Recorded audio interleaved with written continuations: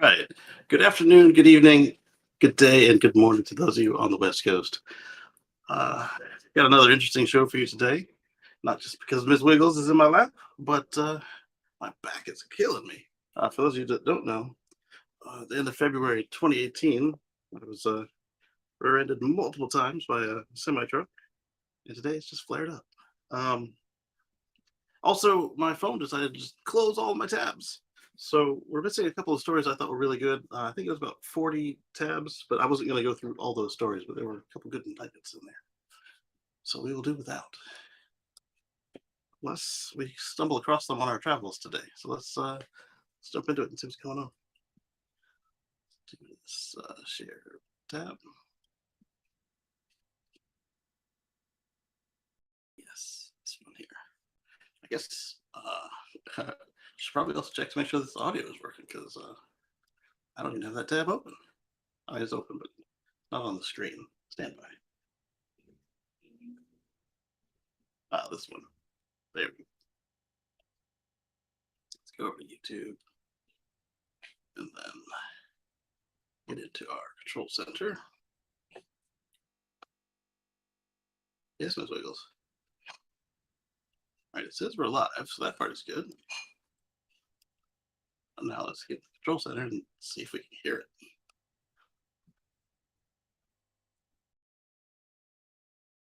Let's connect your streaming software to go live. Oh, there it is. Oh, it scared me. Here we go.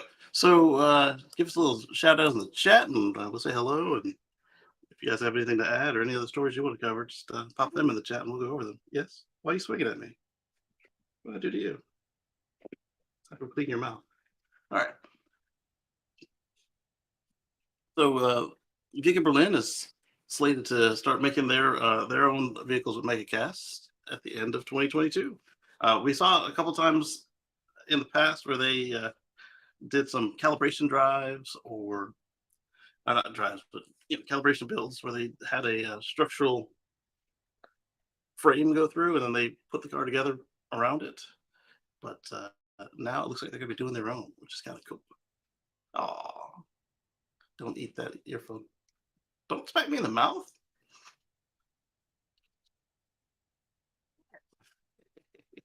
All right, so this is exciting. What it'll do is it'll speed up the production, increase the quality because there's less pieces to put together, less alignment to worry about. Although it's not perfect, as we saw with Monroe's teardown of the Giga Austin structural pack car.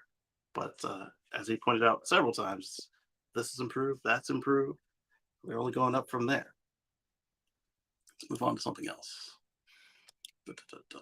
This one's good.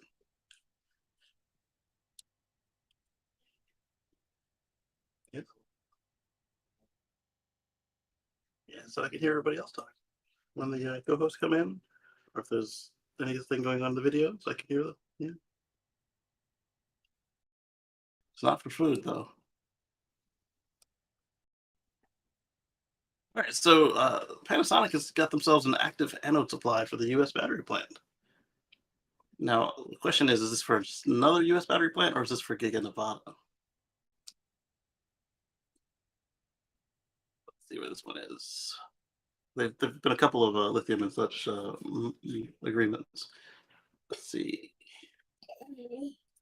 This was for Panasonic and Mitsu & Co. Isn't Mitsu & Co. Panasonic their proper name? Oh,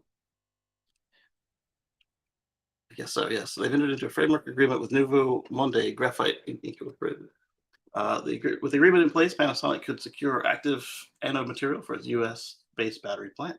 So they're just taking care of their supply-based problem. And this looks like it's based out of Quebec. So Canada is going to see themselves a little boom with this electric car stuff. Not that they weren't already doing okay on their own, but kind of being at the core of the world's transportation doesn't hurt. All right, let's move on to another one. Don't click on that iPad.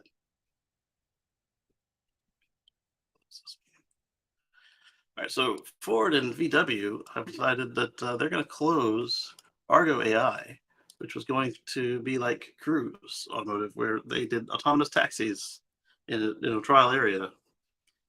Now they're not doing that. They're taking the cream of the crop engineers, giving them offers to work directly with Ford or VW, and the rest are getting pink slips, which is unfortunate. I mean, I don't revel in people losing their jobs. Um, I am glad that nothing this ugly will be running down the streets, but um,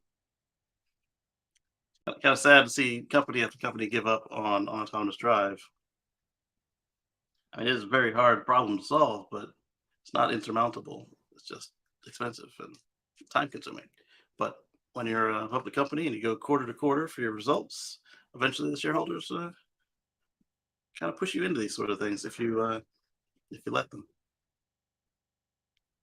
Like if you feel like if your shareholders consist of like the analysts or big banks, they'll hey, we need to show some growth right now. And but if you don't get it done in about 3 months, I'm not saying that they expected to solve autonomy in 3 months, but uh, after a while, they get tired of just seeing the expenses rise and then not have a final product. Even if you told them it's going to take 10 years. Do you see, mommy? Do you want mommy? Yeah. See you soon. What's it like?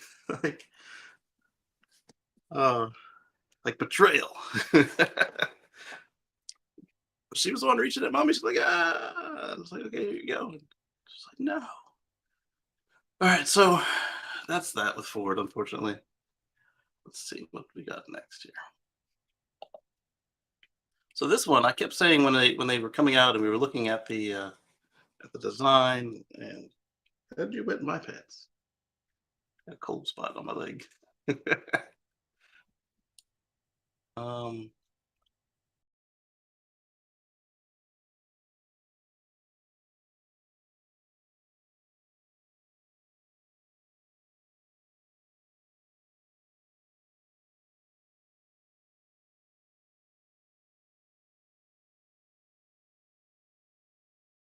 that was on me. I put it in the wrong spot. All right, let's get back to sharing the screen. See now, if they bring back the switch tabs that I had on PC, I wouldn't make a mistake like that. All right, so let's share this screen. So as I was saying, I think it's gonna be like Gogoro. Um, this is where Honda and a bunch of the other Japanese automakers or motorcycle makers have come up with their own battery swap situation. And aside from it being blue instead of green and the handle being a T instead of just an I, um, it looks very similar as a user uh, to the Gogoro charging station stand battery swap stations. I still wish them luck, but man, they don't really need to make it incompatible. Like, when there's already a solution out there, I understand that you might not want to pay into it, but for the consumer, it's a lot easier to just have one standard. All right, so they're hoping to go global is what's new here, because before they were only in Japan and a couple other markets. So we'll see if they do it. And Honda calls it the MPPE. Yeah, Honda, Suzuki, Polaris, some others, the big four.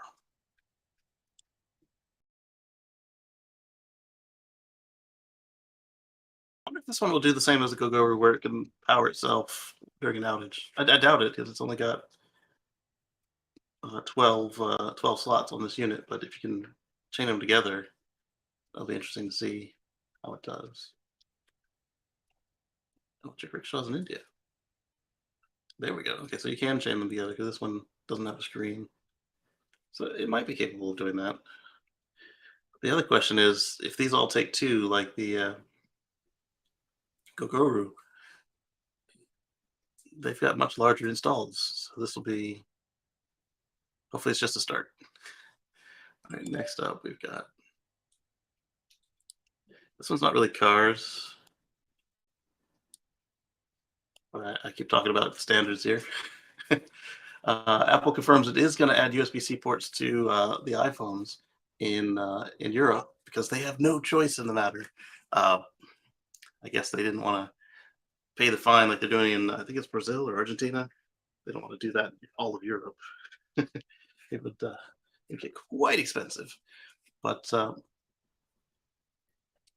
it's kind of similar to what's going on with the charging station system, and a lot of people like to jump on Tesla for having their own plug.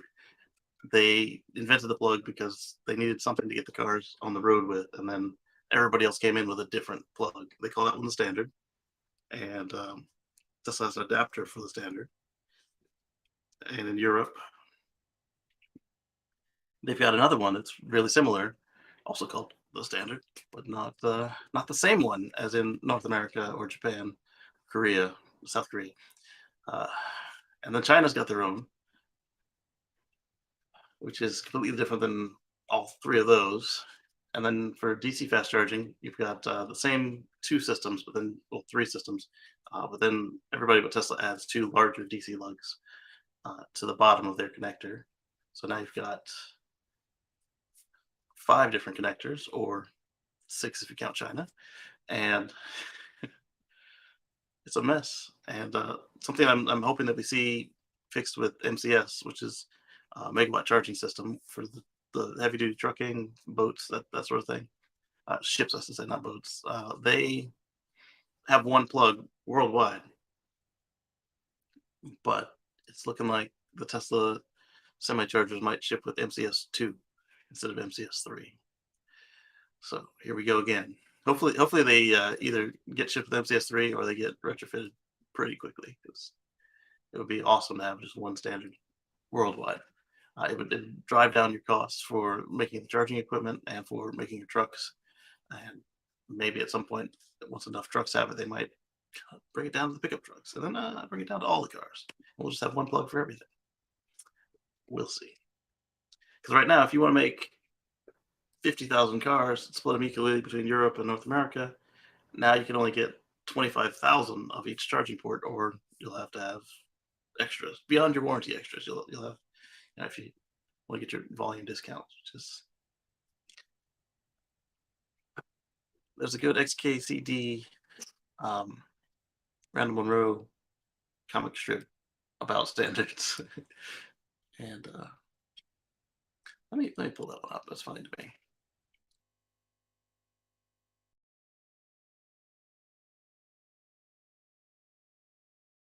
What I was going to type in. So it's comic 927.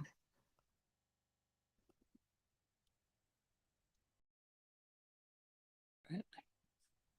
Here we go. All right, so there are 14 competing standards. 14. Ridiculous. We need to develop one universal standard that covers everyone's use cases. Yeah. Soon. Situation. There are 15 competing standards. And let's read the alt text on this. Can we read the alt text on this? It's got some. I don't know why it's not hovering. Maybe I need to click in this window and then back in this window. And now it'll hover. Of course not.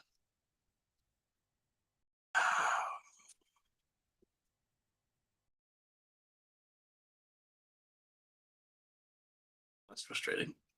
Why do I not have my alt text? Can I view it another way? I don't really want to inspect.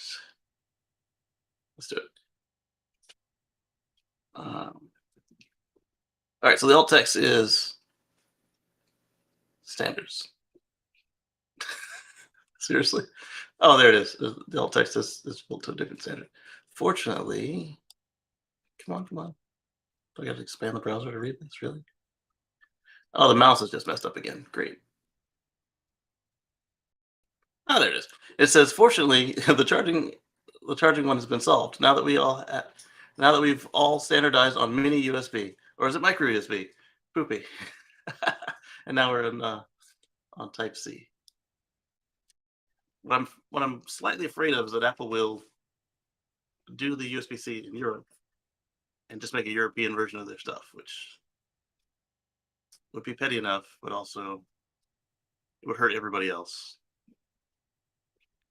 Let's see. Speaking of petty, do I still have that article?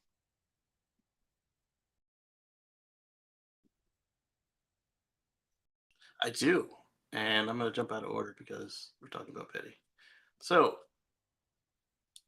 For those of you that aren't aware, Elon bought Twitter on Thursday, and he said a bunch of stuff. And I like what he told the advertisers. I don't like what he told the people who like pu- pushing people's buttons, saying "f your feelings." Uh, it doesn't take any extra effort to not be a jerk. Um, but GM's response to Twitter being owned by Elon was they paused all their ads to understand Elon's vision. Uh, he sent you an email, or yeah, it looked like an email anyway, that said he's going to be advertiser friendly. He doesn't want to be a cesspool of whatever, and nothing has changed yet, except that he fired 2 people. So that's why I said it was petty. So here's one of the things that one of the quotes that GM said that really caught my eye and made me think like, where did it go? They decided to put a pause on spending on the social media network until it understands the direction Musk is taking after the acquisition. There have been no changes yet. But there was another quote that they said, which was equally stupid. I mean, I understand the stance and be ready for it and be ready to pull your money out of it if something goes sideways. And it really can because of the way that this dude understands the way that people interact. Yes, but it hasn't happened yet. Let's see. We're engaging to Twitter to understand the direction of the platform under the new ownership. At least changed yet. This part right here is the quote that got me. As normal course of business with a significant change in the media platform, we have temporarily paused our paid advertising. Our customer interactions will continue. Uh, there has been no significant change except a change in ownership, unless somebody from North Korea or Cuba or some exiled person like Russia bought the system. Then nothing significant has changed until they make changes. Uh, Greetings, Timothy. Oh, wait, my clicker is clicked. Let's see here. Yes. The Twitter story is quite a takeover. Glad it's finally done. It was all over the place. Yeah, I bet business schools will be teaching this for a while. It was a mess all the way through, and I'm not surprised those 2 people got fired immediately just based on how it all went down. That's where speaking of petty, you made my life miserable. You're gone. So that was GM, and Twitter isn't exact. I mean, we use Twitter here, but Twitter's not exactly in the wheelhouse. But GM is. So that's what we did there. All right, and then the iPhone isn't really either, but the USB-C and the charging and the standards definitely is. So our next story, a grown man, 36 years old, was riding on a kid's toy, and now that kid's toy is being recalled worldwide and stops it. So the Tesla Cyberquad for kids got recalled after a 36-year-old got a bruise. This is one of the few sites I've seen that covered the story from the angle of the fact that how it came to be. A couple other sites have covered the angle that this looks like Power Wheels or other off-brand similar concept that you put the kids in and they ride in it, but it's shaped like an ATV, and it's called a quad, cyber quad. So after this dude got his bruise, it was determined that this vehicle doesn't actually meet the requirements for a kid's quad because it's not really a quad; it's a car that you can ride on. But that's neither here nor there because now uh, they're gone. All right, so I like who wrote this. Fred wrote this. Fred wrote this. He says, uh, uh, "Cybercraft for kids, a small toy ATV, is getting called after a 36-year-old who probably had no business riding on the toy got a bruise." In lieu of the actual Cyberquad, which is expected to be a full-scale electric ATV, which is going to be an option with the Cybertruck. Uh, Cyberquad for Kids launched with Radio Flyer last year, the Little Red Wagon folks, and it comes with a 500-watt electric motor, 288-watt electric battery pack, and top speed of 10 miles an hour. this is what it is in essence. It's a one seat, one of these little dudes, and it's being regulated as if it were a kid's ATV, which is just a regular ATV but smaller. And obviously, being a usually gas vehicle, they have to meet certain safety standards and uh, be able to be used the way that a young motorsports person would use it.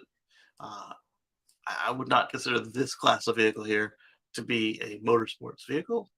One with the 10-mile-an-hour top speed, you're not likely to be jumping and getting air. One of the problems is it doesn't have a full suspension. Uh, the other one of the other problems is that it doesn't have any instruction um, telling you to be careful on ATVs. Do this with the jumps. Don't do that. Blah blah blah. It wasn't meant to jump. The target customer can't read. Uh, unlike the mini ATVs, those customers, 8, 10 years, 16 years old. I guess 16, they'd probably be on a regular size one, but you know what I mean. They those customers can read, not a toddler toy. So anyway, they sold out of all 5,000 of them at $1,900 each, and then they were quickly scalped on eBay if you didn't keep yours. And That'll be interesting. What happens with the people who were scalped? So the recall notice says that the U.S. Consumer Product Safety Commission is voluntarily recalling the Cyberquad for kids, sold exclusively online by Tesla. Is that true? I don't remember if Radio Flyer sold any or if Tesla was the only one selling them. So the Radio Flyer Model 914 is its actual number. The hazard is the Cyberquad fails to comply with federal mandatory safety standards for youth ATVs. Different than toddler toy.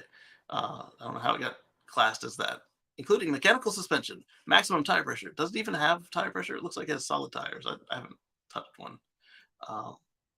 Lacks a CPSC approved ATV action plan. It's not an ATV. It just looks like one. ATV standards are in place to reduce crash and injury standards, preventing serious injury and death. Absolutely. And this was something that we covered when Elon announced the Cyberquad, the real one, not the toy. His whole thing was like shortly before this happened, he was again lambasting motorcycles about how dangerous they were because he had a bad experience where he almost killed himself. And Mark at the Tesla Life and myself and a few other people were like, well, quads are even more dangerous than motorcycles. How is the Cyberquad okay, but not a motorcycle? But that one will obviously qualify with the vehicle standards. And curious if it'll show up at launch day with the Cybertruck. If it does, I'll probably get one, even if I don't intend to actually use it. Because if that's the only way you can get it, then that would make my Cybertruck complete. All right, so let's go on. The Cyberquad for kids is sold exclusively online by Tesla in December of 2021. Consumers should immediately stop using the recalled product and contact Radio Flyer for a refund of $1,900.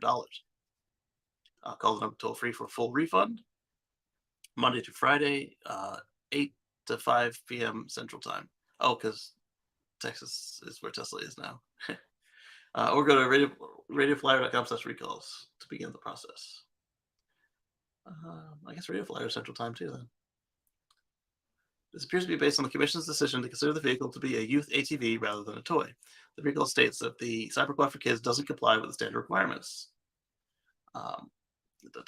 Mechanical suspension, action plan, which are required to sell or distribute ATVs. ATV action plans contain numerous safety requirements such as rider training, dissemination of safety information, age recommendations, and other safety measures. These ATV safety standards are in place to reduce crash and injury standards, preventing serious injury and death. And I don't disagree with any of that for youth ATV. I do disagree with it for this kid's toy. The hazard that led to the recall, according to the Commission, what the Commission noted, that's the hazard that led to the recall. According to the Commission, but the Commission also noted there was an accident that apparently prompted the process. Fred thinks that it was surprising that it was relevant because the incident reported to the US CPSC Included in the recall was Radio Flyer received one report of an incident where a single rider of the Cyberquad tipped over when driven by an 8-year-old child and a 36-year-old adult female, resulting in a bruised shoulder to the adult female. There was a weight limit listed on the product and a suggested age of under 10 years old. Uh, she is more than 3 times the age limit, and most American adult, even females, are above the weight limit that was suggested on the product. Let's see here. The commission apparently thought it was relevant to recall the 36-year-old adult who to the recall that a 36-year-old adult who decided to ride the quad for kids, a single rider vehicle meant for kids, got a bruise when riding with an 8-year-old. I agree, Fred. This is a bit litigious, isn't it? As a result of the recall, owners who send back the drivetrain will be fully refunded. So this is because the drivetrain is easier to ship out than the full vehicle, and removing it disables the Cyberquad because it is such a hazard. So what happens here is Radio Flyer is going to give you instructions to remove the motor control board, and once you've done that, the vehicle is now useless. And once they receive your radio control board, you'll get your refund. Not radio control board, your motor control board. Those might be pneumatic tires. In all the videos, they look like solid core. They look like they might be inflatable now. So let's see. So somebody's not following the instructions that came with the product, so everybody has to return theirs.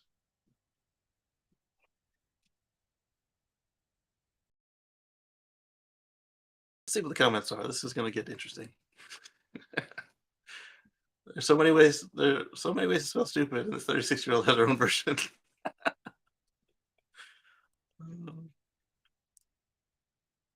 And those who keep the quad will have an even more rare collectible. Yes, this is true. However, you can't sell it. You can't give it away.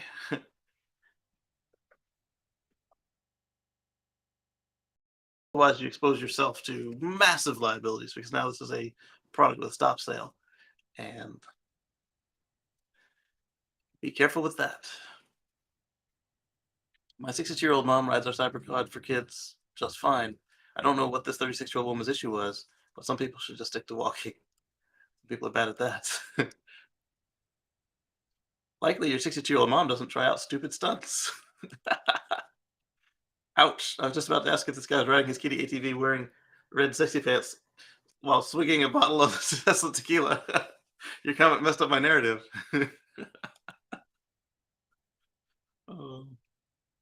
Coming out of the woodwork with anything and everything. And a 36-year-old woman thinks hopping on this with a child is a good idea. It's only got a single seat.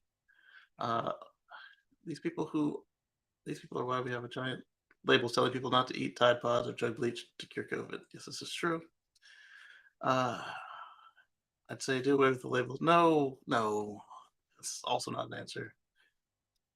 You have intelligence.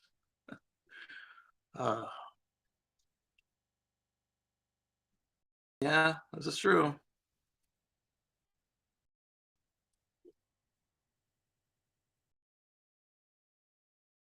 Actually, this is why we can't have nice things. Because a toy car with a body shaped like an ATV, they're basically saying it has to have ATV features like full suspension, etc. Simple solution would be to change the body kit and make it more square with ATV pictures on it. Yeah, this is true.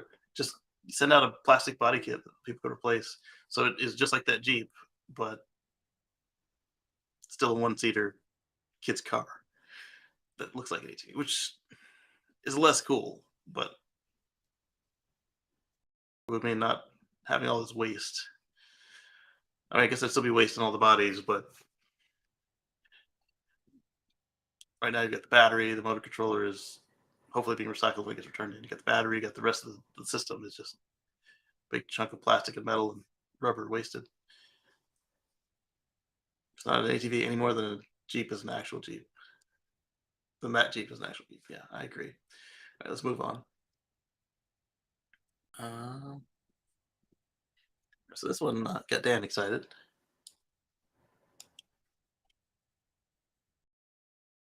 Uber reports success with the Tesla rental program after 1 year.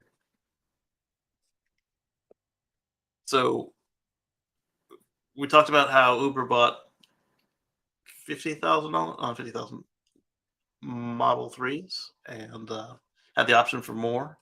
And they put them in their rental fleet and in their Uber fleet. So now they've got a report. It's got a link to the report here. Let's copy that link and we'll look at it directly. But let's look at these highlights and overviews. So a simple one for $334 a week, depending on location. A Model 3 drivers given a Model 3 and essential maintenance and insurance. Excuse me. Furthermore, EV drivers are given an extra dollar per ride. Oh, that's nice. Up to $4,000 annually to help recoup the costs. Finally, drivers in the Hertz program receive 45% off charging at EV locations, and Uber will even pay you $40 to get to the rental site in the first place. All right. Let's see. So basic statistics regarding the Tesla rental program started in October of 21, and as of August this year, had completed over 5 million trips with 40 million miles tested in 30 different markets. And in turn, the program prevented 19.9 thousand metric tons of carbon emissions, or roughly 2.1 million gallons of gasoline from being burned. That's really good. So this was from 11/21 to 11/28 in green here. And then, Dan, why don't you come on and talk about it? Come on, you can do it. These are the trips routed between 5/22 and 5/29 of 2022. Look how much more of the city was just blasted with Ubers, electric Ubers. I like it. Just compare and contrast. I mean, this was already good, but this is great. All right, and then let's see. So percentages of EV on-trip miles. Maybe my Model S was on Uber too. I had Uber trips in it. This was prior to the Hertz start date right here at this line. And then after, you can see just exponentially exploded. That's good. The final accomplishment noted in the report was that the equity achieved by the program. EVs are often seen as a vehicle of the middle and upper classes, particularly in the US, where researchers note that the distribution remains heavily weighted towards higher income buyers. Yeah, because as soon as they finally started taking hold, we had supply crunch, and the only people who still afford to buy cars are upper middle class to the rich. New ones, anyway. I see so many used Teslas for sale at dealers around here. It's interesting. I don't know where they're buying them from, but I know that every time I go back, they're not there anymore. Like, so they're being sold because they're being replaced with new ones. So I see this market trend. The program's had a fairly even spread among income brackets, resembling the average car market in the U.S. more broadly. All right, so California registered vehicles, EVs skew towards the upper incomes. Yep. But in the Uber platform, only slightly more upper income people had like 3% were Hertz Tesla drivers versus all drivers. All right. Where the report is lacking in detail is the program's effect on Uber. Uber has long battled profitability, only recently breaking even with slim margins. Prospect of cheaper transportation has the company been able to reduce profits, or at the very least, have Tesla drivers been able to attract more rides than their gas-powered counterparts? That's a good question, and a very good point. Oh, here we go. This is going to be fun. We'll open that one later. My two recent rides using Uber X have been in a Model 3. The experience was a major upgrade from the usual vehicles. Yeah, I've ridden in a bunch of Ubers thanks to Tesla, and man, was I giving a much better experience than the rest of the platform. And I would have been glad to have a Model 3 roll through. Off the top of my head here. That's better. Last week I ordered some food through DoorDash. I'm standing outside to receive my order when a white Tesla Model Y pulls up, and the young guy handed me my order and asked, "How do you like the Model Y?" Here's why it's the most amazing car he's ever owned. Yeah, I could get back into Uber if I was not dealing with passengers. I got the baby seat in there now, so.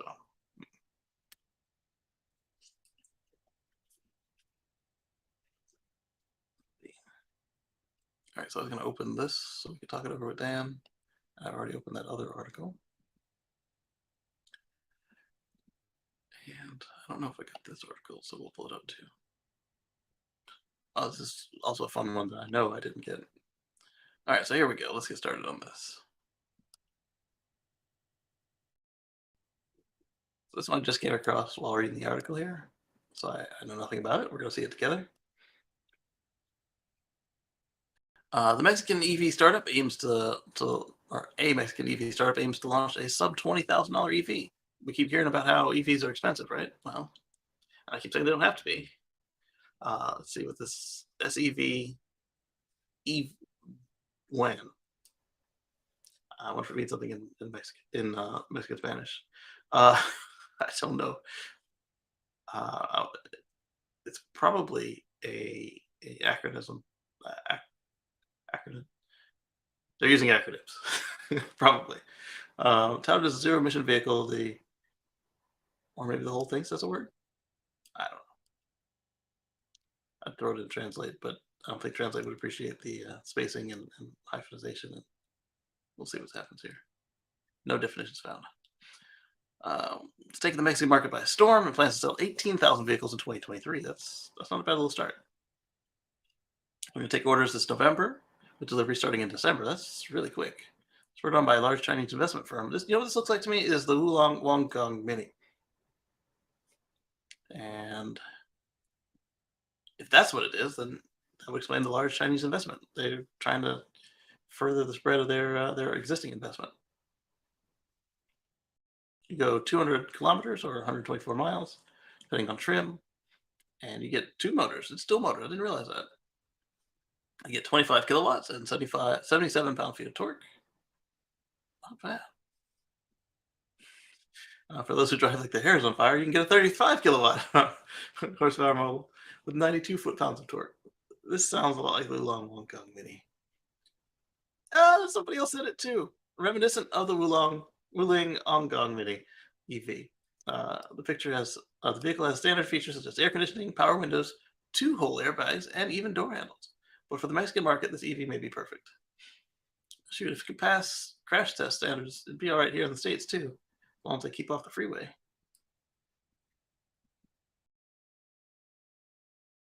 Give that an updo. Good for them. Mexico's lousy with pollution, and this will be the direction of fixing that. The range achievement is likely the result of a pretty light curb weight. This is true.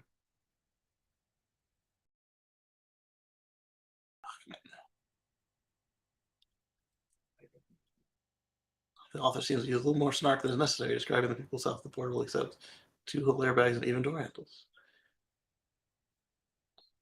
I think the world needs a plain vanilla battery electric vehicle. Not everybody. Yes, this is true.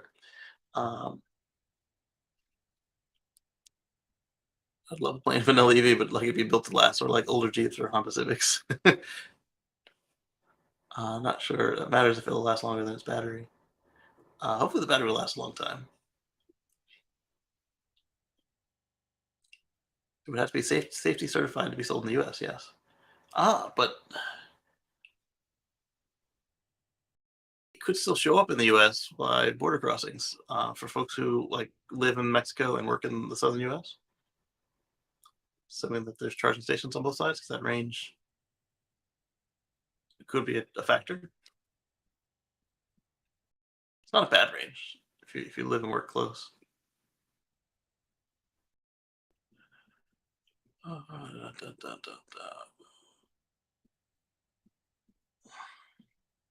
right, so let's continue on before I get into the troll factory section of the comments. I don't know if we talked about this last week or not. I think we did. So we talked about unplugged. Yeah, we did. We talked about unplugged performances wheels, and somebody pointed out that it's unlikely that they did a render because there were certain things on the vehicle that were different than the last prototype we saw. However, this one's got door handles on it, so it's definitely not a final one. So now I'm confused. This is a different article than the one I was talking about anyway. Um,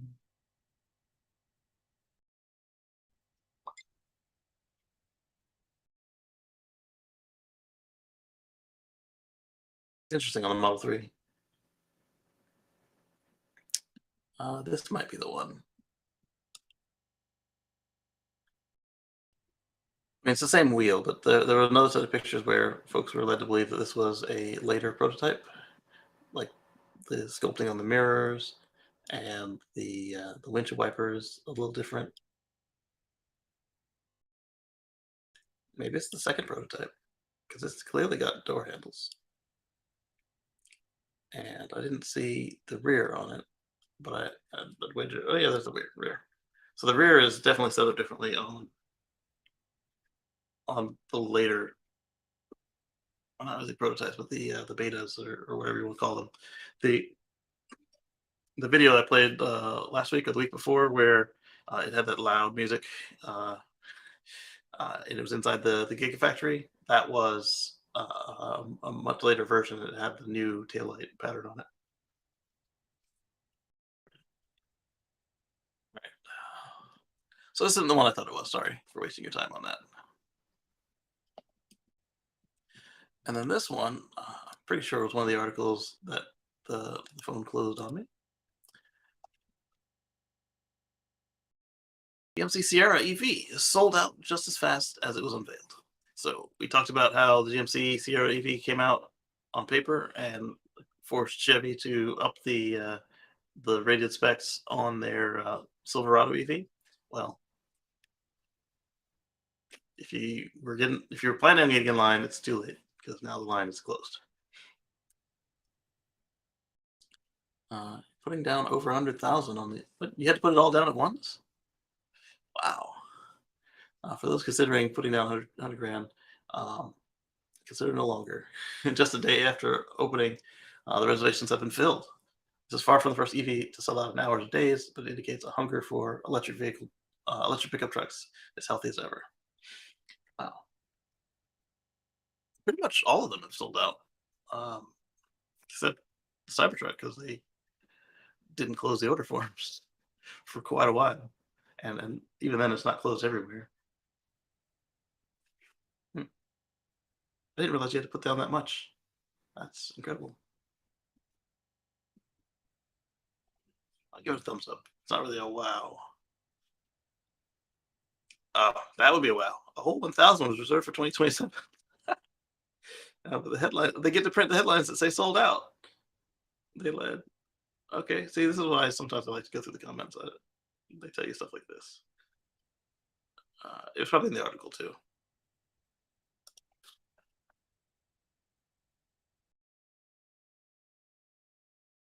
Nope, it's not in the article. That's right, Eddie. I mean, like, woo. I get totally, like for like a special edition, but for all of them, like, hey, this is the whole model year. We want all the money right now. They're financing their factory on the customers. That's what that is. All right. So what's next? That one's finished.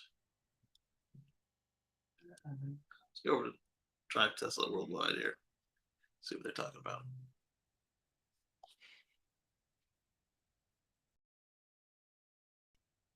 All right, so it looks like Tesla's added a new icon in the .40 update. It hasn't been added to the owner's manual yet for .30, which is .36. So the assumption is that it's for the blended brakes feature. It applies to the regular brakes when the regen is low. And apparently everybody who got the update didn't get this feature. So if you see this weird symbol here, this one under the headlights and fog lights, that means that you've got friction and regen brake blending so that it'll feel like it always does. And they chose this icon for it.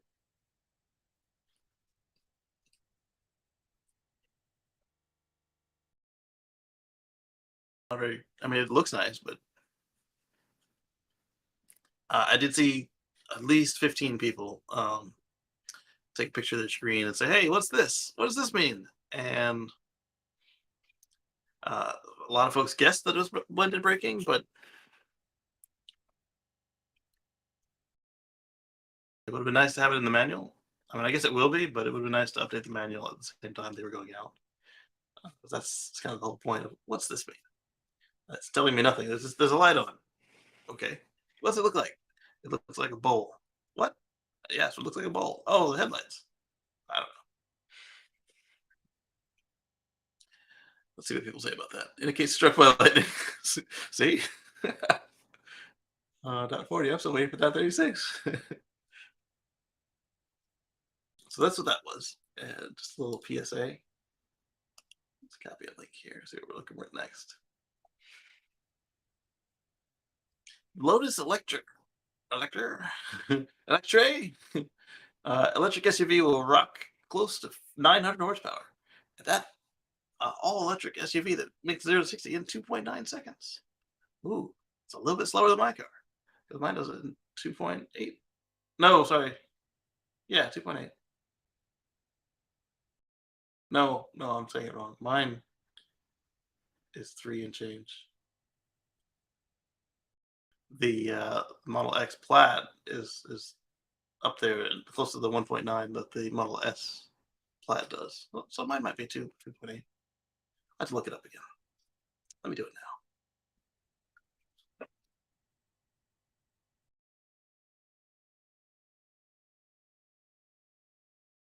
0 to 100. I'm not in Europe.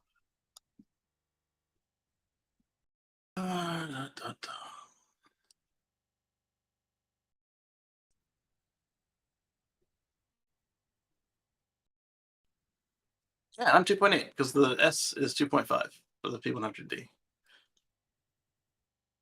So only 5 years later and almost as fast as the 6-seat, the 7-seat, in my case, bus.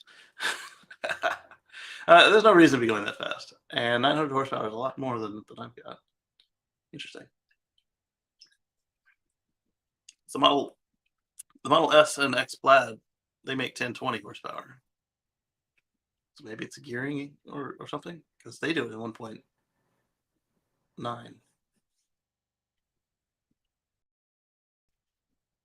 893. All right, that's their horsepower. Not attached to a difficult to climb into sports car. That's nice. All right, so let's look at this. It's pretty. Can I use the arrows? I can't use the arrows. I can't click on them. It's another one of these front fender charge port deals. I didn't really find that particularly convenient with my Volt. I think at this point, if you're starting now, put it in the back like Tesla does, and you can hope to be able to use their superchargers. Or put it in the nose like Nissan did for a while. Although I think the Aria, where's the Aria put it? I think they have it. They might have it up front too, but it might be in the back. Let's take a look real quick.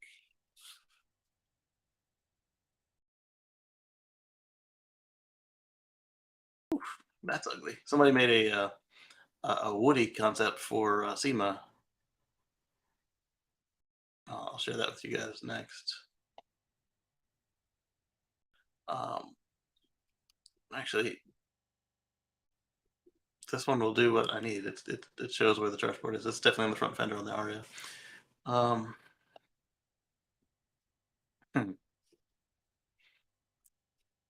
It's like when somebody tells you to smell something because they smelled it. You have to smell it too. You're gonna look at this thing with me. Oh,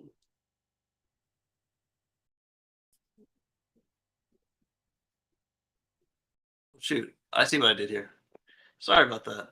First, we're gonna look at this thing that you guys didn't see, and nobody told me that I was on the wrong page. And then we're gonna look at this Nissan Aria. There we go. Sorry about that. So yeah, this is almost as fast as my much larger vehicle.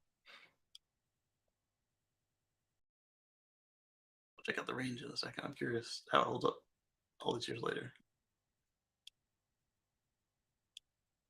I mean, it's not bad looking at all. Very sporty. Is this the mirror? It is. So it's got camera mirror, so this is not legal in the US. So European only, or at least that feature.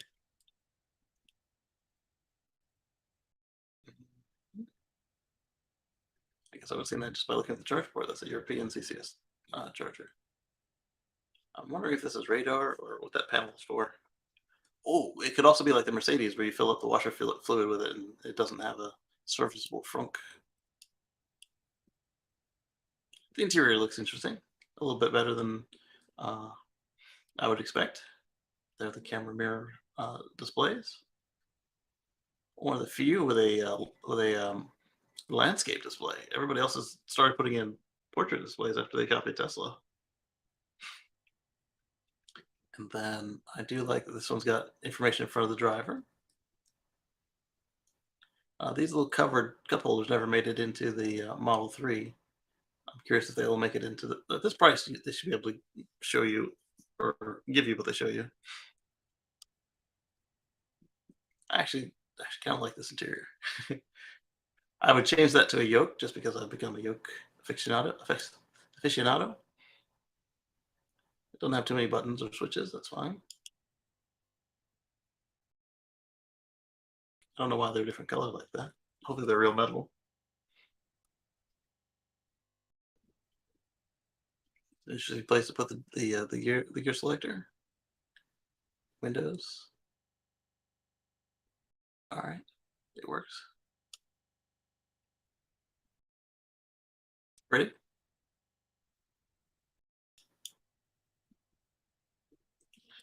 Oh, it's an interesting choice in the rear seats. And they've got their own little display here. I'm wondering if those are speakers or just design elements. So this would be a car I expect to put $100,000 down for, Eddie.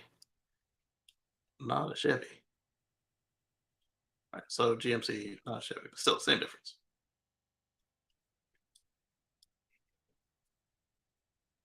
The interior looks like it'd be comfortable. Yeah, those are definitely the speakers.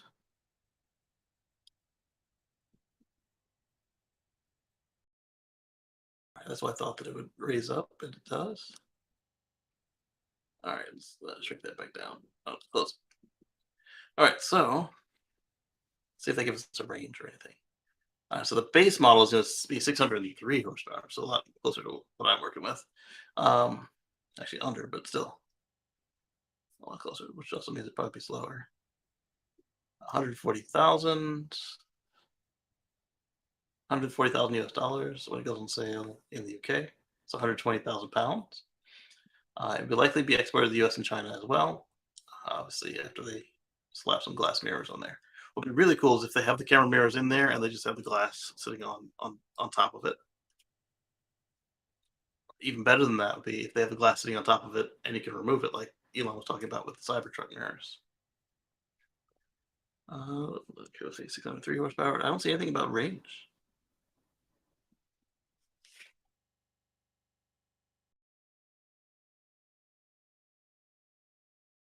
Seriously. Go where I click.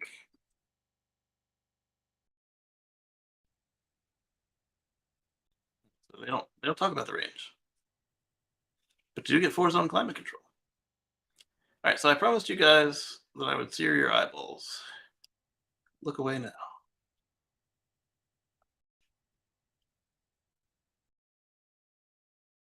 So this is the Nissan Ariya SEMA concept. It's a weird looking Woody, as the title says. Where did I see that? It wasn't the title. Yeah, this is the title. Anyway, I like the stock look better. I'm gonna say that.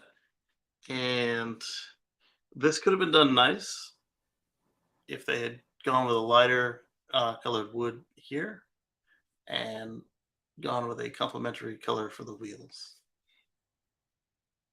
Unless the point is just make you look at it. But I'd rather be made to look at it because it looked nice. Sorry if you like this, I disagree.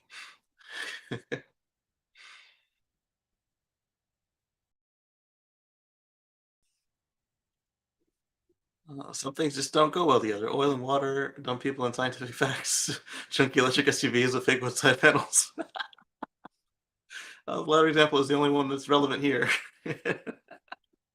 And it describes the 2023 Ariya surf wagon concept that was set to debut, or that is set to debut at this year's Specialty Equipment Market Association, now known just as SEMA, just like Consumer Electronics Show is now just CES. It doesn't mean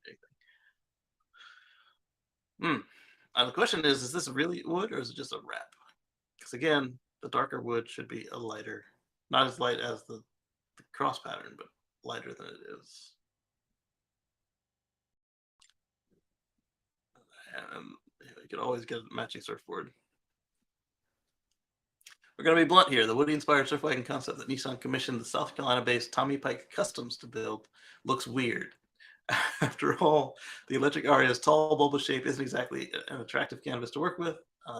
In the eye of the beholder, I think it looks all right as it is from the factory. Perhaps that's why it's wood panel vinyl. It is a vinyl wrap. That's so lame. You could have done a real wood. It's SEMA for crying out loud.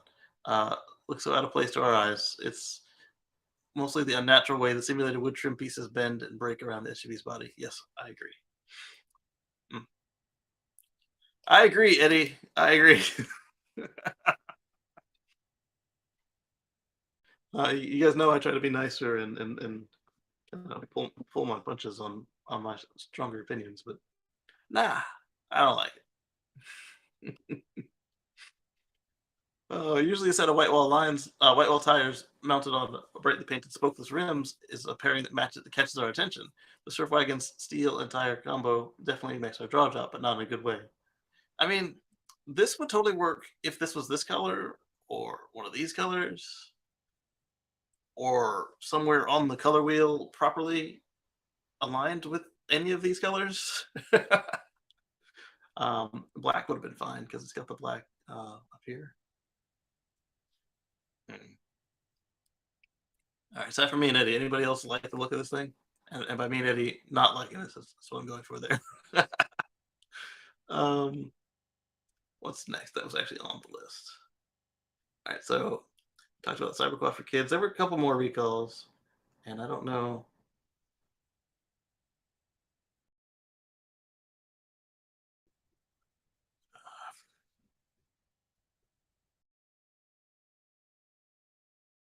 They all are, but let's do this one.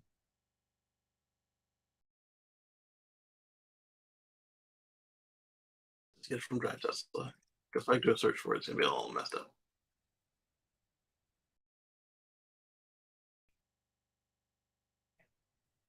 I goes to a particular article, most of the site, I don't know. But then I'm going to do a search here for recall. This one is a recall on just service work. I don't recall. Oh, okay. Found them all. All right, so we've got the Hummer, we've got the Model 3, and we've got Rivian. And the Polestar 2. And Rivian again. All right, so let's start with the Model 3 is the one I was talking about. So 24,000 Model 3s in the US and Canada were recalled because the rear seat belts may not have been properly reinstalled after being disassembled as part of a previous service action. Recall requires a physical visit, but only impacts 24,064 Model 3s. According to the recall, they sent me this email, even though they know I have Model X. Usually the only thing they send me everything of is if it includes all the Teslas, or if they don't know if mine is one of the Model X's that's ever included, or they send me all tire recalls because they don't know what tires are on the car at any given time. So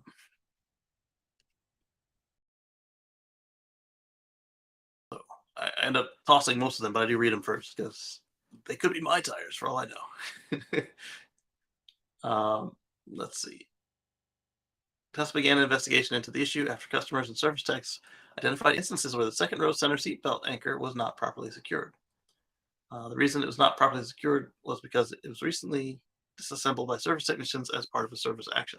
So this is, I think, one of the first recalls I've ever heard on service work or on another recall, however you want to call it. The investigation lasted August 15th through September 30th, and they discovered 105 instances of incorrect reassembly in the US. As a result, they are not voluntarily recalling cars. Is that not or now? It says not. Uh, that they have identified that may have the issue. The fix will be simple, though. Tesla will inspect the reassembly of the second row seatbelt buckle and center seatbelt anchor where necessary, fasten the components to the correct specifications, and the remedy will be provided free of charge. Not aware of any crashes, injuries, or deaths. There's been no similar recall posted to Canada's website at the time of the initial publication, and then at the update, it was later notifying Canada at 8:59 the next morning, Pacific time. Since Transport Canada has not yet posted the recall notice, we don't know how many vehicles in Canada are impacted. All right, so Tesla has posted it for Canada, but Canada hasn't posted it for Canada. Yeah, this is what I got in my email. Usually when I click on these links, they go through a redirecting service that my internet protection filters filter out because I guess a bunch of ad people also use it. Not necessarily the good ads either. Oh, speaking of which, going back to GM being petty, I wonder if that means I won't see any more GMC truck ads on my Twitter feed anymore for a little while.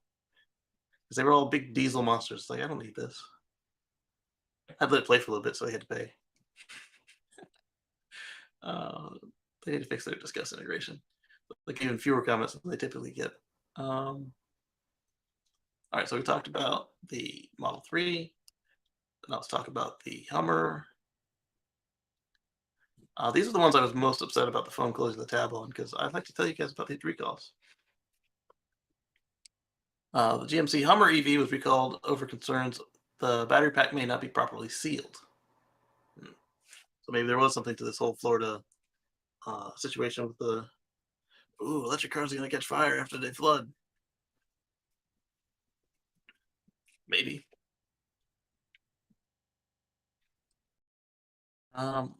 But also the article that I showed you guys, they were speculating wildly, and they had one instance of a fire they were making Chicken Little with. So anyway, 2022 Hummer EV has been recalled over concerns the battery pack may not be properly sealed, allowing water to enter under what conditions. If it's just driving, then that'd be bad. But if it's while fording water, it would depend on if it's in spec or not, because I do believe it was rated to ford a certain amount of water. Over battery pack connector issue that may allow water. Oh, no, that's not good. The connector should be watertight. According to the recall, it impacts all seven, or not all, but 735 Hummer EVs, which probably, yeah, there we go. There you got it, Drive Tesla, which is likely every unit that's ever been built since production started late last year. Also included in the notice are 89 Bright Drop EV 600 commercial vehicles. I'm still waiting for a call back, Bright Drop, on quote for your van, man. I know you may have them all sold, but that's just really pathetic customer service, I'll tell you what. All right, so back on me not getting on GM's case.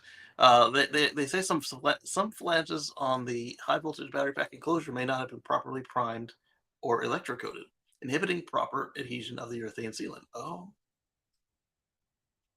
so it's just a workmanship failure.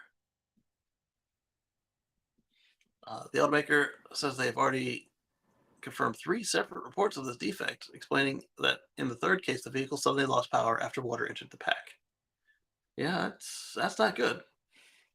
Not good at all. And especially with them chunky tires, it might not roll, and that square front, it might not roll as far as you need to get it safely to the side of the road when it loses power, depending on how fast you're going. And at 9,000 pounds, you can't expect a good Samaritan or two to help push you to the side of the road because it's 9,000 pounds. The other question then is if it's anything like the Teslas and some of the others where when they come to a stop after a failure, if they set the brake. Because if they set the brake, then it's definitely not going anywhere. Unlike most recall notices, this one does not include details on what owners need to do to have the defect corrected. Oh, that is weird. Except to say that dealers have been notified and notification to owners will begin on November 28th. I wonder if that's because of the speed at which they did this process. Typically, they'll have a solution in place when they do the recall, but I suspect that the Toyota BZ4X recall 4 months ago or more will have had the same situation because all Toyota knew was that the wheels were falling off, but they didn't know why. And then later on, we found out that while they were riding on this one, that a lot of the airbags were not to code. There was never anything listed about the airbags. We just found that out when they said it went back on sale. So anyway, they will start letting you know in 29 days. Yeah. I give them a month to get the dealers up to stuff on what to do with this. And yeah, I'm glad they did the right thing, but man, it'd be nice to know what the fix is, because it's a little weird. There's a little bit of taste in the mouth that they didn't do it the normal way. All right, so let's see what they say. Supplier shipping records and manufacturing records were used to determine the effective population. Okay. Vehicles equipped with the high voltage battery pack enclosures produced outside of the supplier's suspect manufacturing window are not included in this recall. They won't even look at it. That's fine, if they kept proper records. So 89 Bright Drop EV600s, and the same thing for 735 Hummers. And let's see if they say the same thing. Supplier's manufacturing window are not included. Yep. So I wonder if they had switched suppliers, or if the suppliers like, hey, we are sure this is when we stopped doing it correctly. So November 9th, 2021 through September 28th, 2022. Yeah, that's probably every Hummer EV. And March 3rd, 2022 to June 24th, 2022 on the Bright Drop. It's interesting with the Bright Drop had a different range. They both use Ultium, but I think the Bright Drop has a smaller battery than the Hummer. All right, so moving on. This one was a bit of recall good news. Let's go over that. I don't know if I did it last week. Rivian has confirmed that it has completed repairs on most of their recall vehicles, which is good news. I probably did. Good evening, Anders. Good to see you. Eddie says, that's why Mary Bear made them all white. so this is a discussion that we had on a chat we had the other day that I didn't even fathom. It didn't cross my mind. And Eddie has a point here. Every Hummer EV is white. They're like, you may have seen them in different colors, but they didn't come that way. And we were curious why that might be. Was it cost savings? Was it the free color? Because after spending over $200,000 on a truck, I mean, it wouldn't cost you much more to get a color, but maybe you'd be like, I paid enough. I don't want to pay for paint. Let's see. Yep. So good news on Rivian getting their recall processed. And then let's go to Polestar. The Polestar 2 has had a software recall.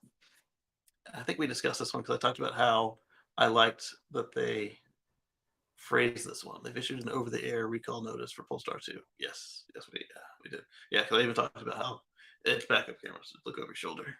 So moving on, let's go to the next thing. Where's my mouse? On the iPad. I don't want my mouse on the iPad. I want it over here.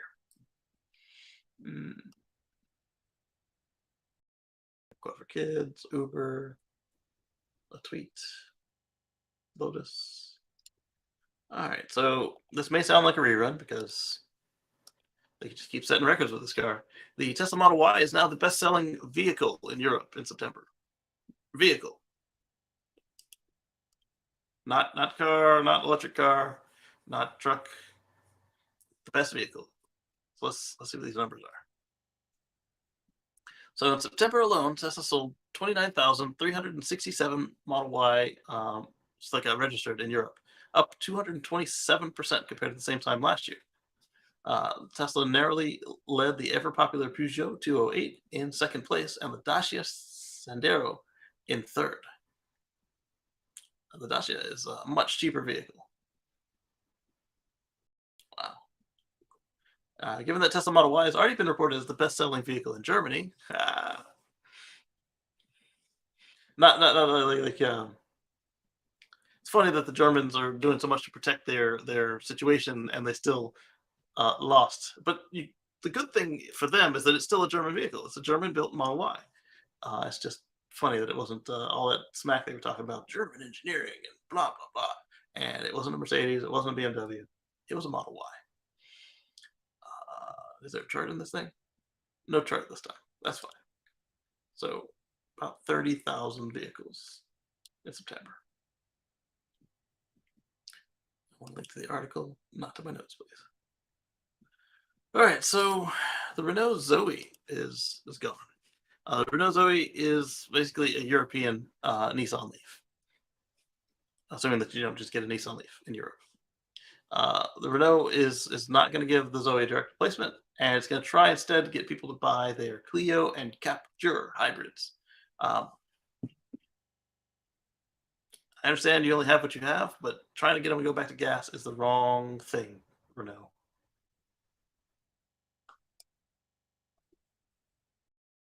I just said that they've set the clock back to normal time. Summer is now over in Europe. Yeah, we're going to diddle our clocks on tomorrow night. Tonight. I don't remember. It's real soon. Let me look it up. What I do know is that tonight is the last night, or whenever we do it, if it's tonight or tomorrow, is the last. It's usually on a Sunday, so we've already done it. I don't know. In Washington State, they said they're done with it.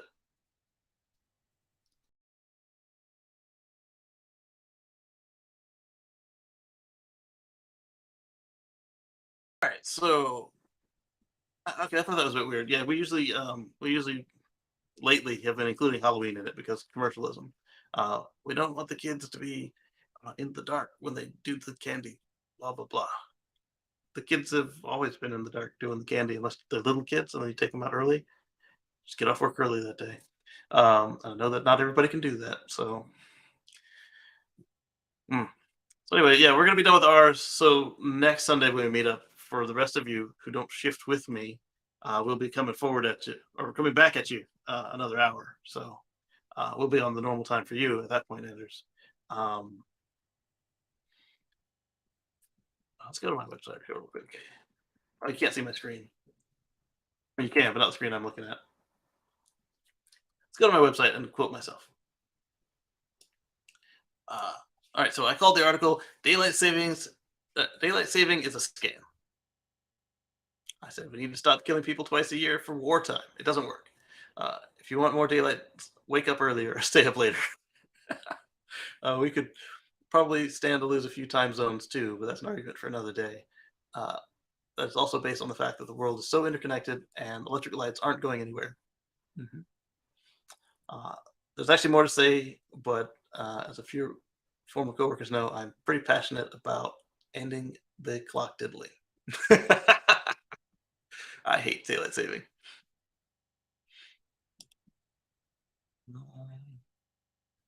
We need more of something like that here.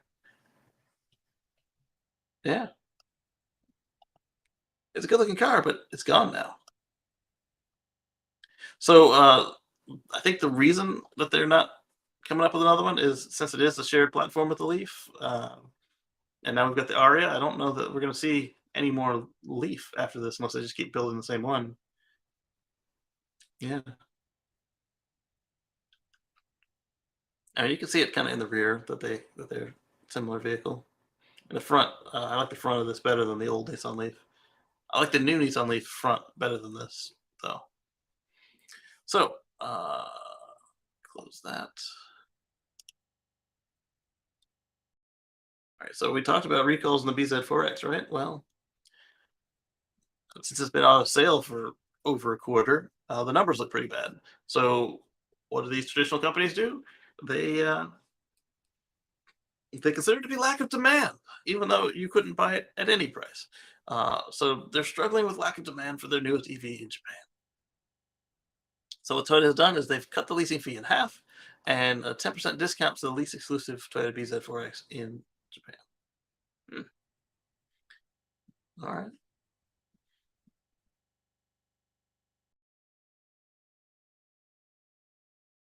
They're saying that hesitant to adopt electric vehicles, yes, but I would think that if you just started selling a car and then you stop right in, people might not realize it's out, or they might not realize it's fixed. Remember, they were buying people out of their cars because they didn't know how long it was going to be. Uh, Upon release in May of this year, the BZ4X was only available for lease in Japan, according to the president of Toyota's leasing branch. Uh, Both the leasing structure and current discount were implemented to incentivize Japanese buyers to reconsider the BZ4X. Or what do they call it? Busy 4? Busy 4X? I think what the other guy called it. I think it was busy. The Toyota busy. Anyway, it's important to note that while executives may be the least likely to acknowledge this fact, that Toyota's issues with recalls regarding the BZ4X were certainly not aiding demand. That's what I just said. Uh, the vehicle was recalled globally after a serious safety issue, and one would be surprised if it were not affecting the current market demand for the vehicle. Yeah, it's like after Nader with his Pinto comments, even though it was later found out that he wasn't really telling the truth. Pinto was done. So if you have a recall that takes you more than a month to fix it, in this case, more than a quarter to fix it, people are going to assume it's an unsafe vehicle if the recall is in fact for wheels falling off the car, not a worldwide airbag recall for every car ever made. That makes sense to take some time to fix. Not the trunk latch doesn't always latch or something, recallish, but like if it's like a direct customer can see the safety problem, a wheel falling off the car, it's a lot harder to gain their trust back, especially when you've been making cars long enough that the wheels should be stuck to the car. And then when it takes you more than 3 months to fix the wheel falling off of the car, when you've been making cars for over 50 years, almost 100. Let's see what we're tweeting about today. All right, so we're talking about the Uber situation, 5 million trips and 40 plus million miles, and the 19.9 metric tons of CO2 saved we talked about. And butts and seats, Tesla sell themselves. Absolutely. And then one of these people who thinks that he's a big brain by mentioning that making electric cars isn't pollution free. Ooh, you're a big brain. Look at you. Well, let's see how they responded to it. Fermi usually get pretty good replies. How many tons of CO2 does it make batteries and generate electricity? Less. So, Mr. Big Brain, what we pointed out time and again is that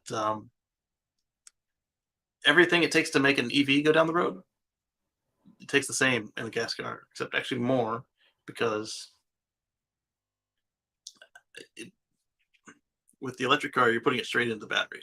With the gas car, you're putting it into gasoline. And I've got to move the gasoline to the gas car, which is like the rocket equation because you got to get most gas stations aren't on a pipeline. You got to get the gas into the truck, get the truck to the station, and then you got to pump the fuel back up, which is more electricity. So 8 miles per trip, perfect for road taxi. This is true. Let's go on from here before I run across some craziness on Twitter.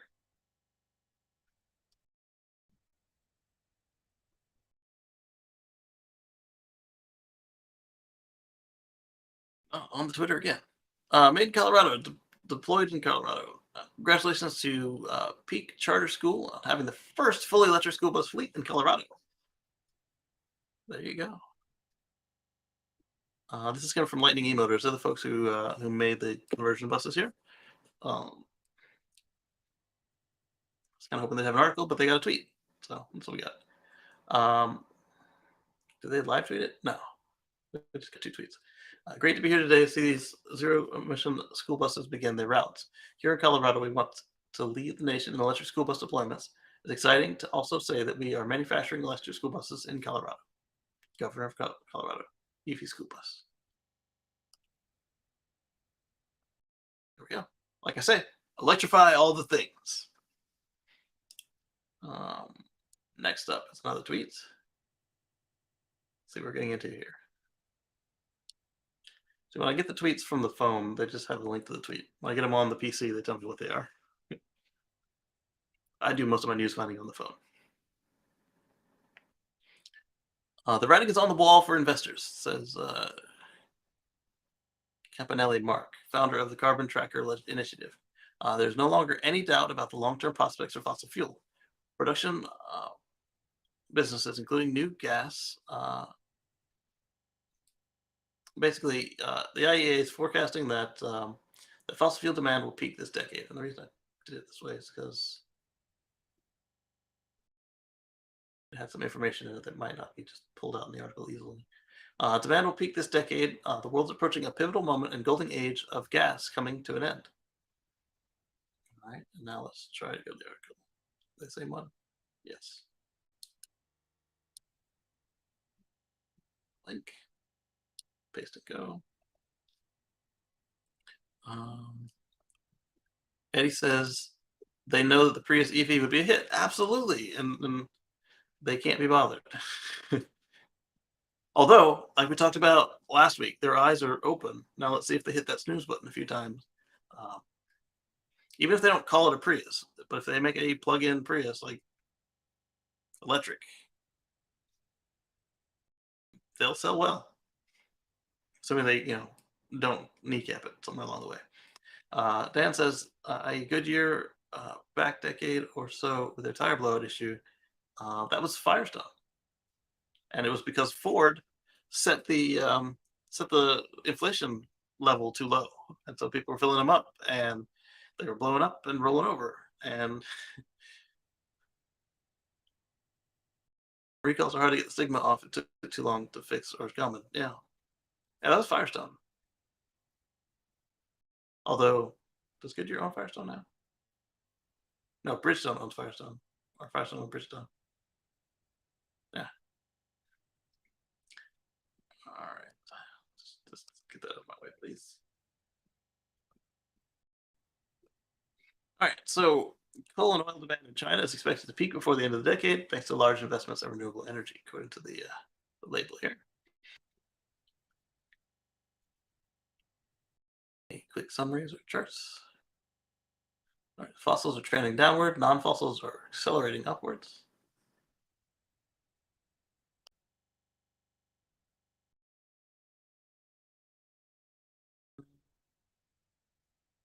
Here, I'm just going to put the link in here. Now I can do that again. And then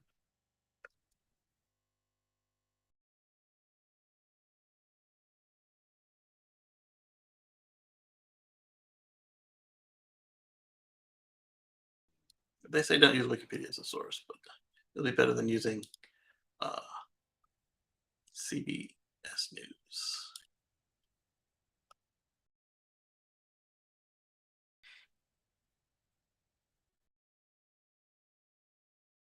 So Firestone Ford controversy was a period with unusually high failures of the P35, 75, R15 ATX, and ATX2 Wilderness AT tires on the Ford Explorer. That's not the Ford Explorer in question, and other similar vehicles. Subsequent investigations linked the failures to incidents that caused 271 deaths and over 800 injuries in the U.S., dating back to the early 90s and more internationally. The revelation led Bridgestone, the owner of Firestone brand. Bridgestone does own Firestone. And Ford Motor Company issued recalls of 14.4 million tires in the U.S. And in August of 2000, more in international markets. Controversy caused significant repercussions in both businesses. The value of Bridgestone Firestone fell by over half, and executives at Bridgestone and Ford resigned and were fired. Firestone permanently closed the Decatur, Illinois factory where the tires were manufactured, and each company blamed the other for defects, a disagreement that brought to an end the nearly 100-year relationship between Ford and Firestone. Wow. Congressional inquiry into the scandal led to the enactment of the Transportation Recall Enhancement Accountability Documentation of the TREAD Act in 2000. That might be why that email I have exists. Let's see. Separating treads. Arizona. High temperatures. and they were getting hot, but it wasn't because they were in Arizona. They were getting hot because they were underinflated. Ford dealer in Saudi Arabia noticed a high failure rate. Same in Qatar and Kuwait. So all these hot places, the tires are falling apart. Uh, Investigation and probable causes. Ford and Firestone issued root cause analysis to NHTSA. Firestone argued that vehicle weight, tire design, and low recommended inflation pressure and lower tire adhesion for tires manufactured in the Decatur, Illinois factory contributed to the tire failures. Okay, so they're saying that it was the low inflation and they weren't built right. Ford is saying that the design of the tire led to higher operating temperatures compared to similar tires manufactured by Goodyear. So either way, the plant, Decatur, they were the scapegoat in all this. No matter who you looked at, that's probably why they closed it. Ford also argued that the size of the wedge, the strip of rubber between the first and second belts, in smaller Firestone tires than Michelin tires, making them weaker than comparable Michelin tires. Ford's like, your stuff is not built right. But here we go. 26 recommended PSI is incredibly low. Most cars is about 32. On the Teslas, it's 46 or more. 42 on most of them. No, 46 on a lot of them, 42 on the rest of them. And most of them have a sidewall recommended maximum of 51. So anyway, recommended was 26. The pressure was too low and it should have been 30. In addition, Firestone argued that the Ford Explorer was abnormally dangerous and prone to rollovers in the event of a failure. Also true. Ford said they were no more dangerous than any other SUV. Yeah, SUVs back then were really top heavy and flippy. And so these are the ones that were doing it, not the one that Wikipedia hopefully showed us what an Explorer looks like today. Yeah, 26 PSI. That was a problem. Ford decided to lower suspension and remove air from the tires for the same tires on the Ranger, and did not widen the wheelbase. Firestone warranted these tires at 26 PSI for 11 years. Wow.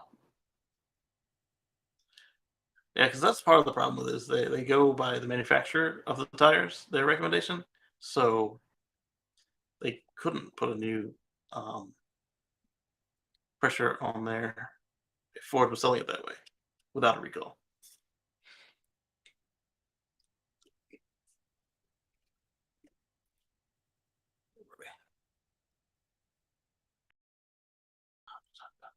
We're on tweets.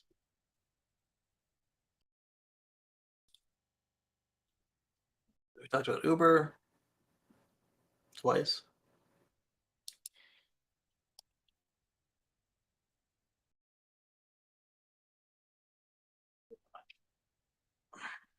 My back is not getting any better. All right, so Tesla Powerwall keeps the lights on in 44,000 homes in Puerto Rico following Hurricane Fiona. They did too. All right, so this is coming from Tesla Solar, so it's an official Tesla tweet. Powerwall's powered 44,000 homes in Puerto Rico for an average of 5 days while the grid was down. 36 hours and counting. I now have full confidence this will outlast my power outage. I'm thankful for this. Fiona 2022, Nova Scotia, Elon Musk. Hurricane is forecast in your area. Powerwall is charging to provide backup. Yeah, so this was something that we've seen is that if you have a sufficient amount of solar and a sufficient amount of power walls, you can go off grid for a while, if not indefinitely. We also learned several times now, don't turn off your power walls because with the grid being down, turning them back on is more difficult than you would expect. So if you plan to turn off your power walls for any reason, do it when they're not in the middle of a forecast storm. All right, so let's see. So Rivian has added a over-the-air feature, I think for free. They've added a couple of them for free so far. So let's look at this latest one. They call it Kneel Mode, and it's an accessibility feature. So what it does is when you go to get in the car will the truck will kneel down to reach you. So the air suspension can go down by 10 inches. Oh, 10 inches off the ground. That's not bad. 10 inches is very reasonable. Rivian says this will make it easier not only to get in and out of the vehicle, but also to access cargo in the bed, front, or rear. Yeah. So they said it typically takes 5 seconds to complete the process. If someone opens the door, Omar, yes, what's up? What's up, Kacey? How you doing? You? How are you? We're good. What's new with you? Uh, I'm here. It's football season. My team's winning right now. I'm happy. Everything is all good.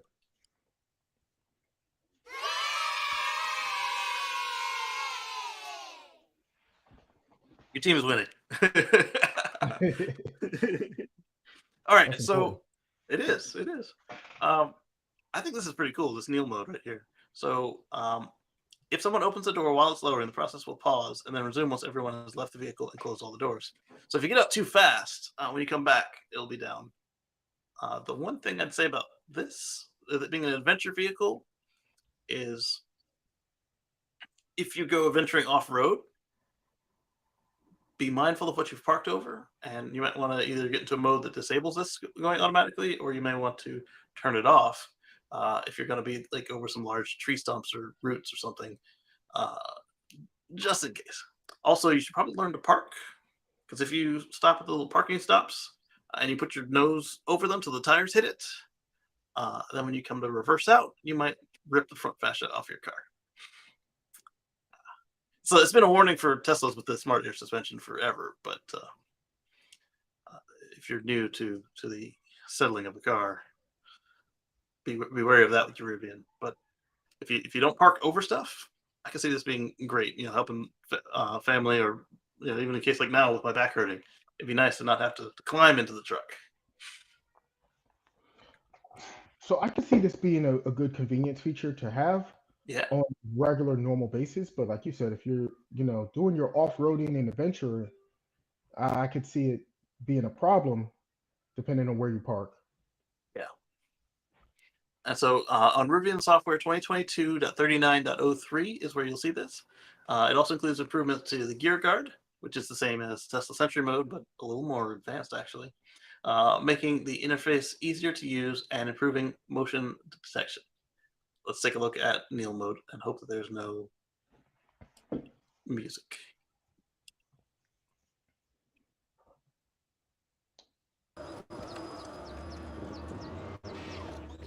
Who puts that hot into their house, man? They almost went through the case. That reminds me of you guys may have seen it. All the people who run up the stop signs and stop lights at shopping centers as you're approaching on the main road, and you're like, are they going to stop? Do I need to slam on the brakes? That's what this Yeah, person looks like. exactly.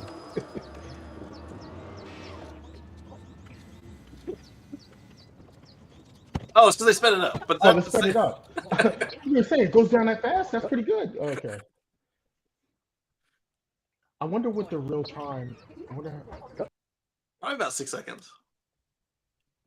Oh, she's out of the car already. We hit it before she gets out of the car. So it's kind of like the Teslas, where it kind of does the butt jiggle. It doesn't just do all four corners at the same time like a big truck.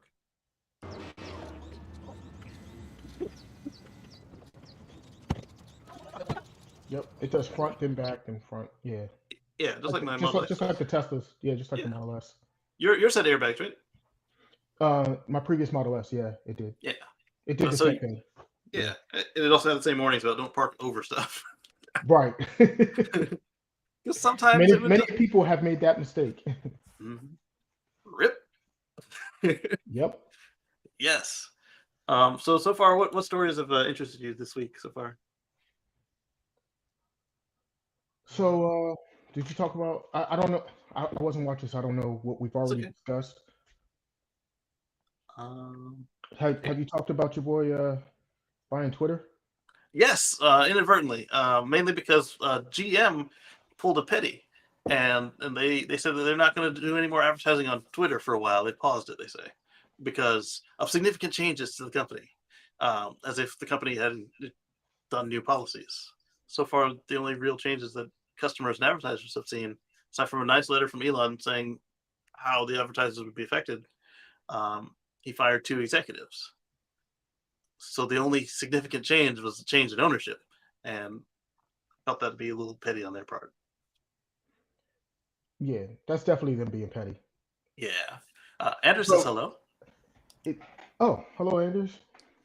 Um, it's funny that people like to conflate things and merge things together. Elon buying Twitter is not Tesla buying Twitter, Right. and people like seem to like to merge things together and say, oh well, he's got Twitter, so that means it's Tesla. No, he is not Tesla, although he's like the main spokesperson, the main Yes. person that everybody thinks of, but he's not the actual company. Exactly. Yeah. And it could be, if he were to do things on Twitter to benefit Tesla or SpaceX, he could be exposing himself to regulatory action. So this is a guy who's already surrounded himself with lawyers and has learned to be more cautious about what he does and how he does. I'm not saying he's good at it, but I'm saying he will think twice before doing something that could get him in hot water. So I would say if I was a company advertising, spending money on Twitter, I would look and see one, if it becomes a hellscape, which is one thing that Elon said he's going to try to make sure it doesn't happen, and two, if they did something to change my reach or my pricing. Uh, if my stuff started reaching less people, but I knew they were real people and not fake accounts, I would actually be happy as an advertiser because now I'm not wasting money. Right. But that hasn't even started yet either. He just got there on Thursday, so I would expect Monday afternoon at the earliest before anything could happen aside from firing those two people that he was pissed off at. Mainly the CEO and I think the lawyer. And the lawyer is easy because he's the one who made it hard on them, and the CEO just because he made him look bad. And Elon's the new CEO, so what do I need two of these for? Right. On top of that, No, wait. Elon tweeted out that he doesn't know who the CEO is yet. That he is the, what Chief did he Twit, call himself? The Chief the Twit, chief twit. There it yeah, is. Because he likes to make up names in different things. he does. That one caught my ear because Leo Laporte calls himself the Chief Twit on his podcast network. It's called Twit.tv, and they've been around for a long time. I'm sure that Elon's heard podcasts of theirs too. They're very popular in the tech circles, and I was like, "Oh, Leo, he's coming for you." uh, so this one is a fun one because we know what happens at Giga Berlin is that everything is objected to and what do you call objected to and drug through the regulations.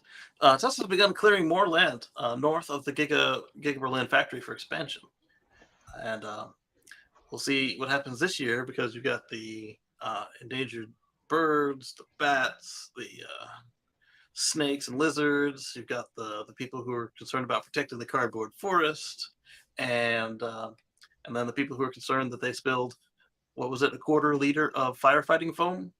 No, a quarter liter It was of paint. treated paint, and then later some inches of dirt were contaminated by firefighting foam that they had to then take up the dirt and replace it with fill dirt. Good luck, Tesla.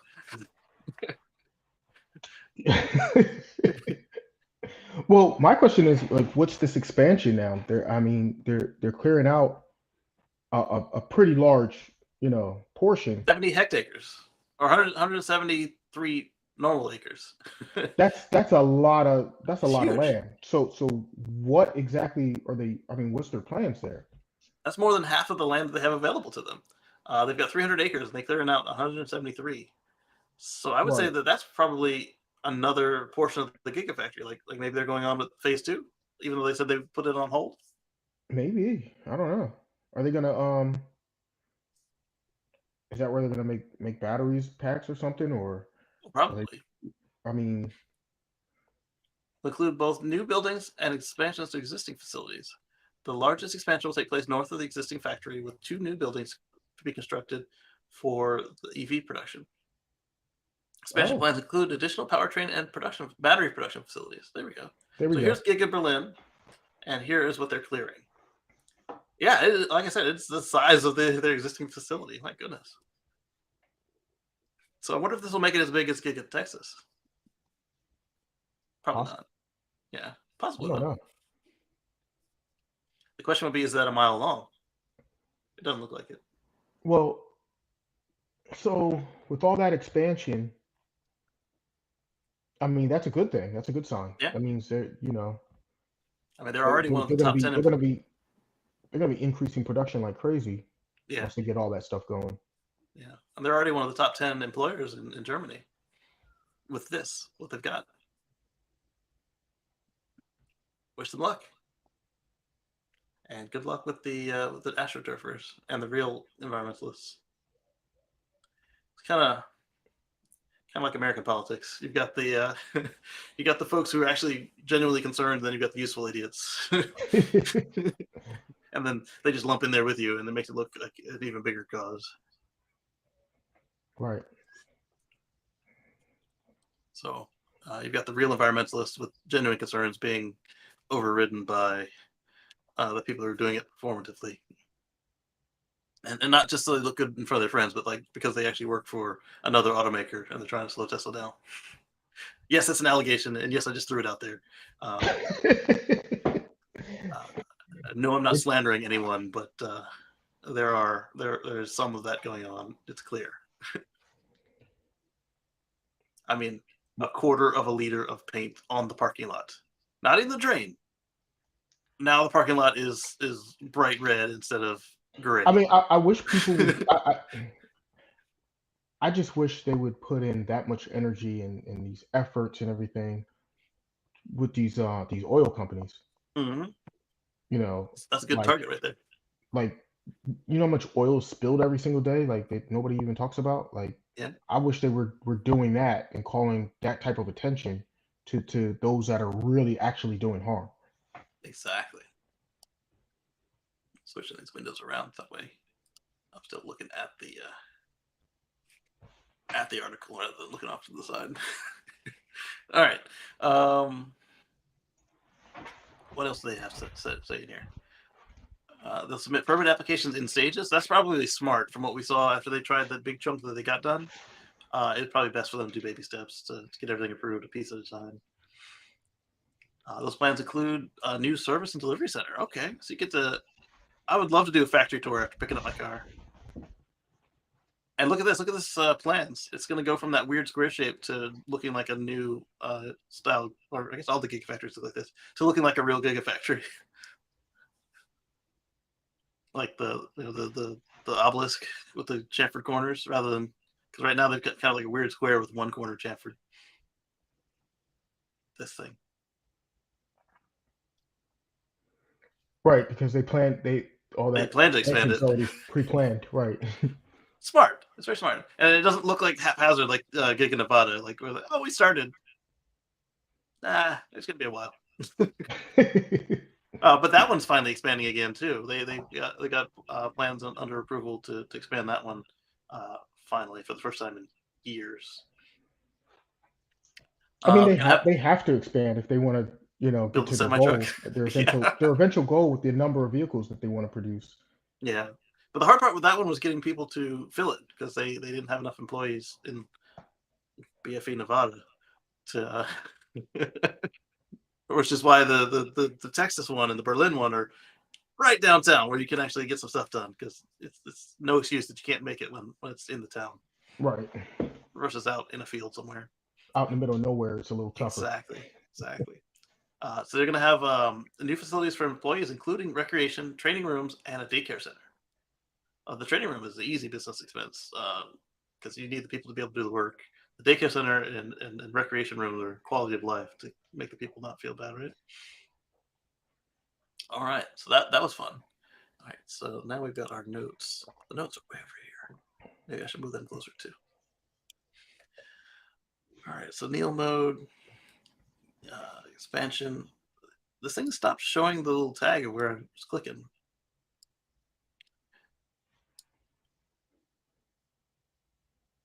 There we go. So the Tesla Model S and X Plaid and Optimus are to debut at the China International Import Expo next week.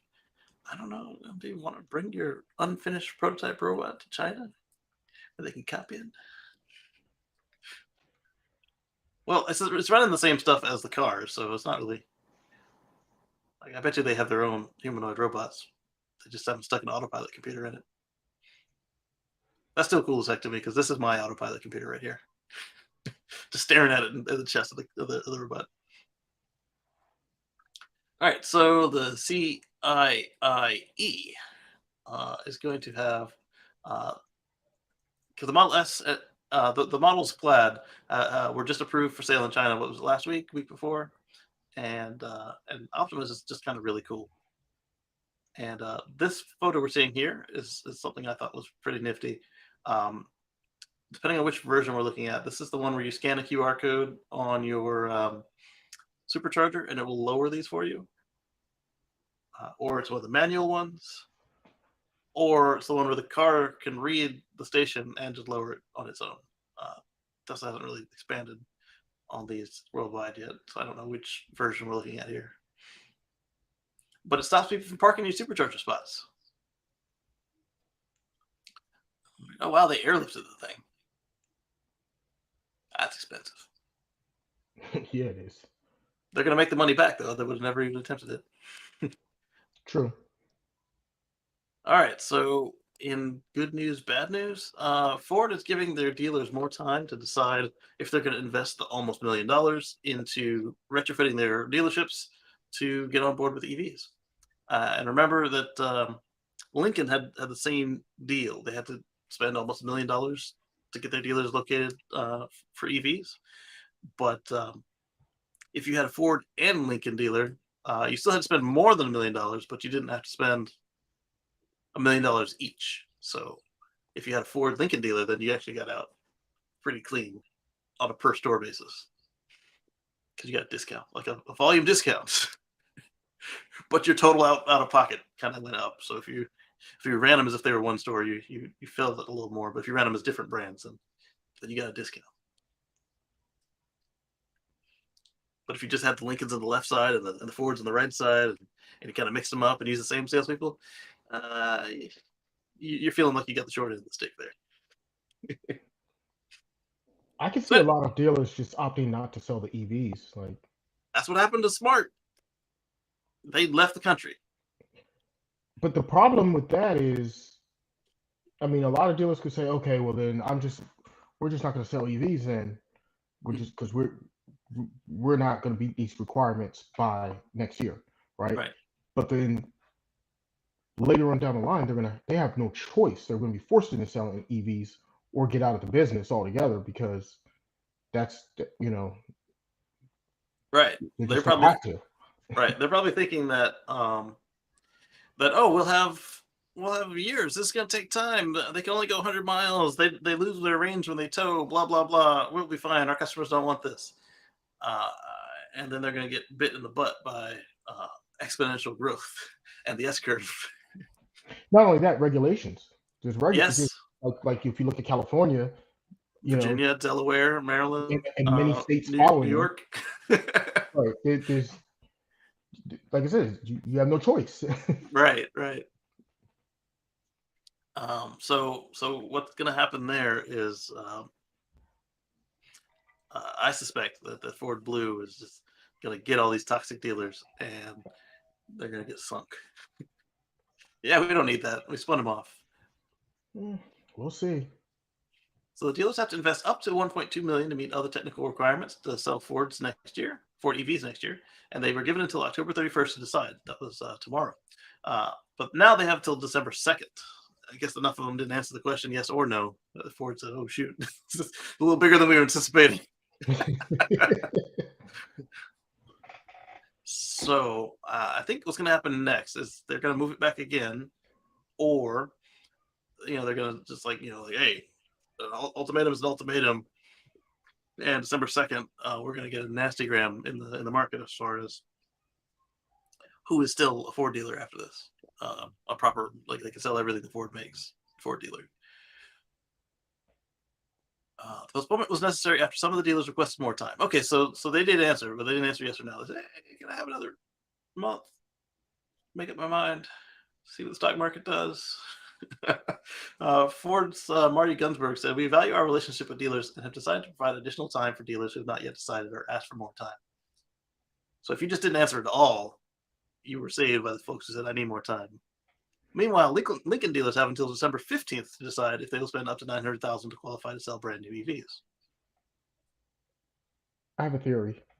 Yeah, They push back the timeline because yeah, they want to wait until after midterm elections to yes, find out, okay, where's the power dynamics? Does it shift this way? Does it go that way?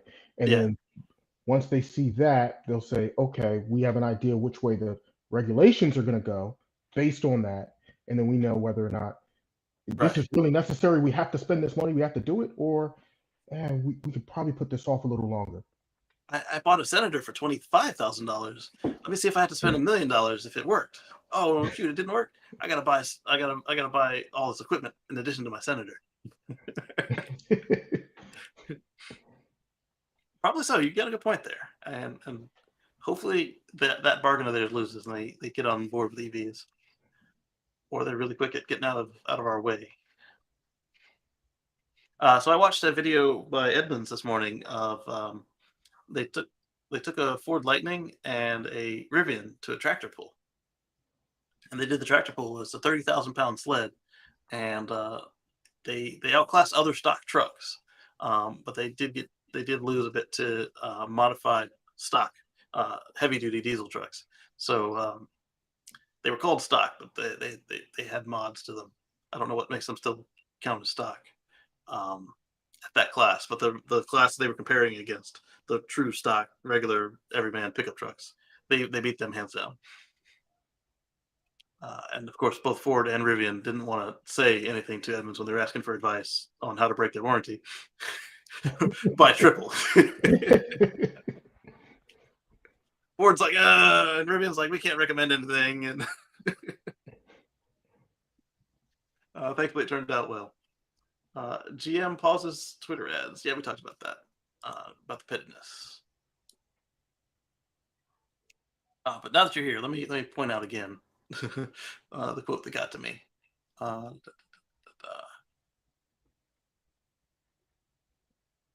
As is normal course of business with a significant change in the media platform, we've temporarily paused our advertising.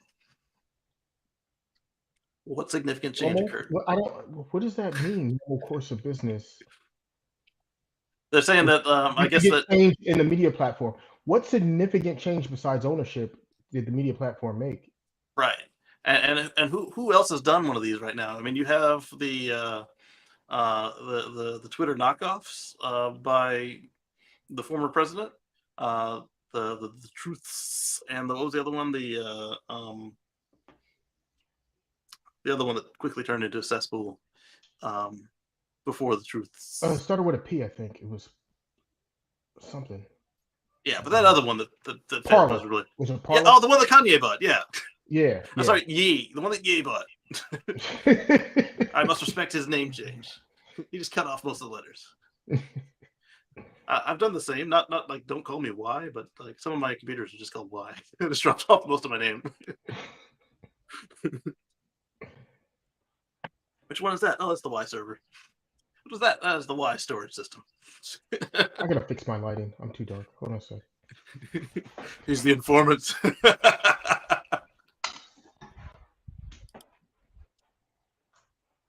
And let's pull up the next article.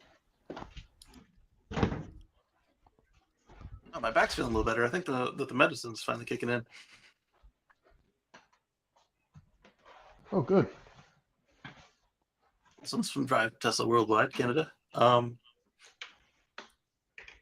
Tesla adds a tire season option to the in-car settings. So there's a menu on the car where you can set up what size tires you have. You can now also set up in a coming update that on some cars, FSD beta or not, but it appears it might only be Model 3s. You can now tell the car if you have winter, all season, or summer. Those are your two choices. You can tell them if they have winter or all season or summer tires. And I'm curious about my next tire. I'm going to try the Cross Climate SUV, and that is a winter tire, but it's an all season too. It's got the rating graphic, the Tri-Peak Snowflake they call it. Yes. But you use it all year round, and you can use it while towing. So let me know how that works, because I really wanted to try that as my next tire. Well, I'm due. I'm due. I'm getting right down to the wire, not wires, but like I measured the tire, and it's at the replacement time. It's coming there.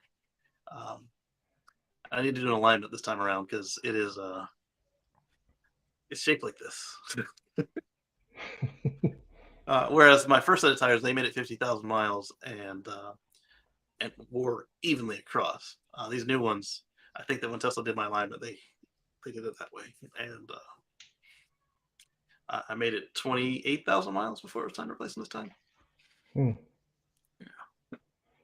Well, but, I'm at 30,000 miles, so we'll see how much longer I can go. Yeah, the Model X is a bit of a special bird. It is. The feature will also get rid of the tread depth too low message, but doesn't appear to have been rolled out to all vehicles yet. The guy who wrote the article has a Model 3, and he found it, and he asked around, and a bunch of people with Model Ys did not have it on and off the beta. He had the beta. And that's why he and I are assuming that it's wider spread, because the beta is currently behind on car features. It's only ahead on the autonomy suite, just because of the way they do it. We're on an older build, and it makes sense. You're only changing one thing at a time, rather than it's like, oh, did the tire change feature make it run red lights? I don't know. So if they don't add the tire feature, then then they know that's not what caused it to run the red light. Right. Not that the car runs a lot of red lights. Mine has done it. Attempted to do it 4 times in a year. So that's not bad. I mean, it's not good, but it's not good. But it didn't actually run them, and it doesn't do it all the time. Right. It's like, red light, let's go faster. No! Anything but that. Right.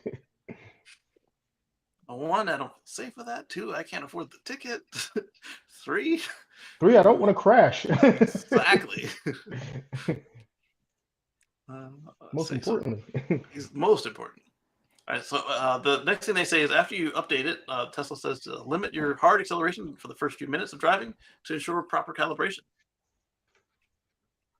And the owner's manual and the car, and nothing tells you what happens other than that you guys, let the car calibrate after you do it.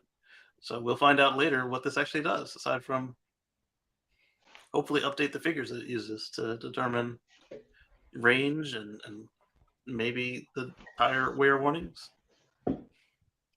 Yeah. And this is coming after our update that told us our last pressures in the app on the last drive. There we go. All right, let me pull up my other thing here and see what Dan brought us. All right, so let's see.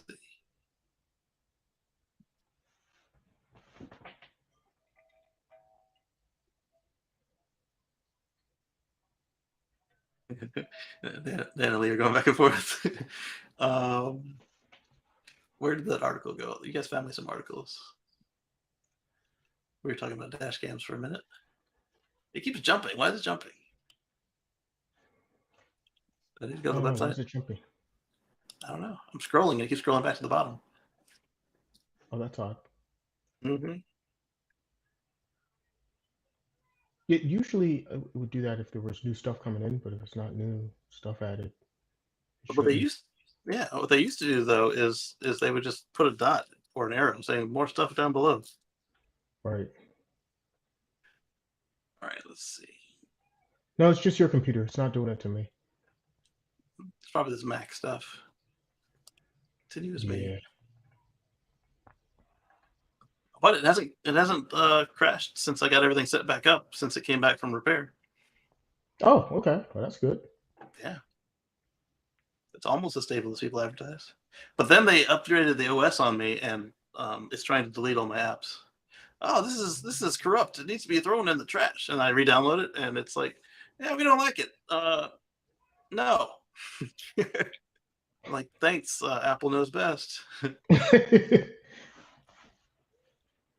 But as I said, one of my main things about it was that it's almost as fast as my desktop, and it uses an eighth of the power. Right. So if I need raw speed, So, did you talk about the price cut in China with the? oh, I didn't. That was probably one of the tabs that got closed. My phone threw away a good portion of my articles this morning when I was trying to get them into the notes. Oh, Go ahead and tell us about that. so for Model 3 and Model Y, I believe they reduced the price in China, um, and they have like a free colors. There's like an upgrade for the free colors or something.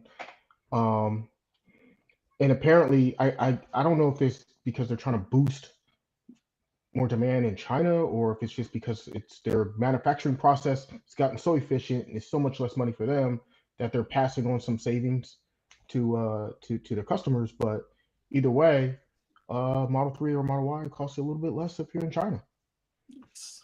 Also, I actually think it's just that the competition with BYD so is so it's fierce there that they decided to just cut it a little bit. yeah. Also, the free color is now Midnight Silver Metallic, Yes. which is dark gray for those of you that don't know Tesla marketing colors. I loved it when they had a period where their colors were just green, red, white, black, signature red. Right. and then they got back into the car manufacturer color names. So this is pretty cool. Yeah, now they got Quicksilver and what's that other Yeah, red they have in Europe now? It's right. Quicksilver and then Well, something else. There's another red now.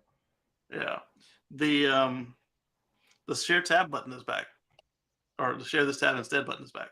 So that's probably what I'll do now. Instead of trusting the phone to not erase my stuff while I'm working on it, I can just go share this tab, share this tab, share this tab. So I've got two coming up here. My computer is really mad that I opened up two copies of this Messenger.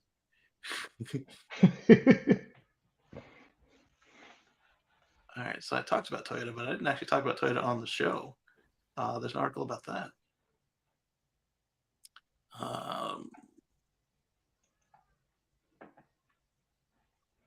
So we talked about the shutdown of the Ford Volkswagen deal. Talked about the Cyber Quad. The Cyber Quad recalls for that people are going to blame on Tesla when it's actually Radio Flyer that made them. Yeah. Radio Flyer and that old woman.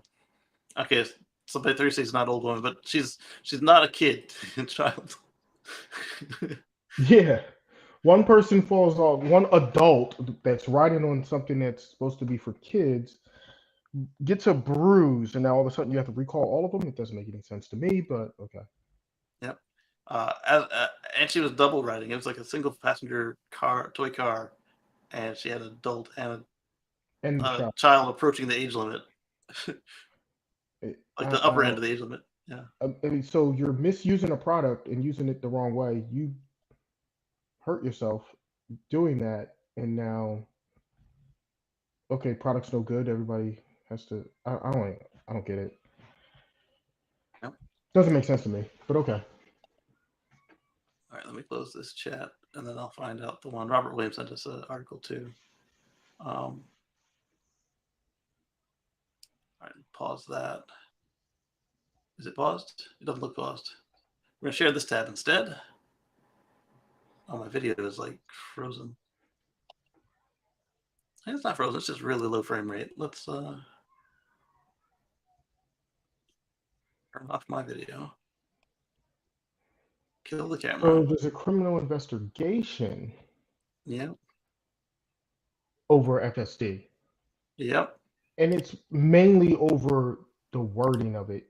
Really, Yes. it's not so much what it actually does, because if you look at what it does compared to its competitors, they're basically, in a nutshell, pretty much doing the same thing. So it's really over the naming of it and people misusing it and getting Yeah. into to accidents. That there were a few of those instances. A few people crashed, and they weren't using it correctly. And I don't understand. Like, I've read through several different versions of this article and explanation, and uh, I don't think they have a case here because, in fact, Tesla, in the version I read, Tesla said that they're going to move to get it thrown out because the people suing them don't have the standing. like. Wait, no, Yeah, this is a different one. Sorry, this is a different I one. This don't is a I don't criminal. think This is criminal investigation one. Same premise though. They're saying that that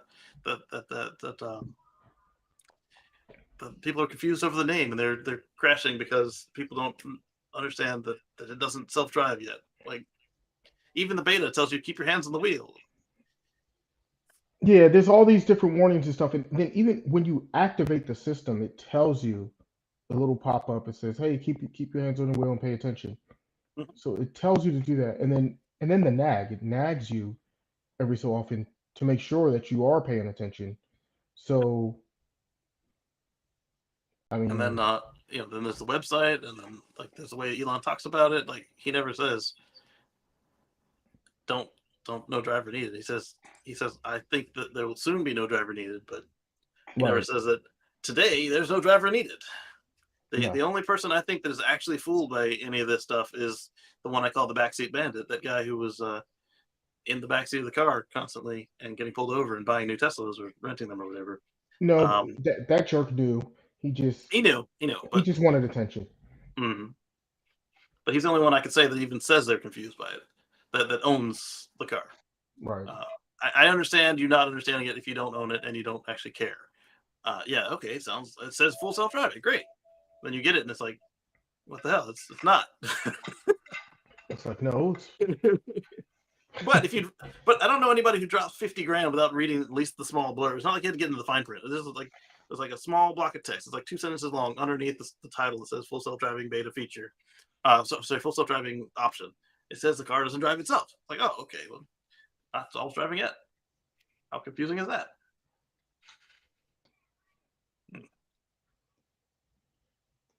All right, so this well, one, Elon has talked to many times in the past about, oh yeah, these updates are going to be coming in by the by the end of the year, end of the year, it's going to be able to do this. 4 years Okay, ago, that year comes and goes. Oh yeah, no, well, by the end of this year, I believe it's going to do that. Well, oh, as it turned out, this was a lot harder than I thought. A much harder problem to solve. It's going to be a little bit. Elon's a live action edition of Dunning Kruger. It's like, oh yeah, we'll be done with that in a year. And it was harder than I thought it was. It's a really hard problem to solve. He thinks out loud Um, too much. mm, mm, that he does. This will be simple. Just give them everything they want, and they'll be good. No, they just won't start a war this week. Now they're gonna try it again because it worked last time. Right.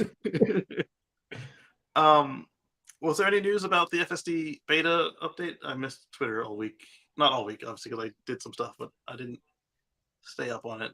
He pushed it back last week because it was a major update, but he's only going up 0.1. But today would still be Friday if Elon's reading a calendar. So,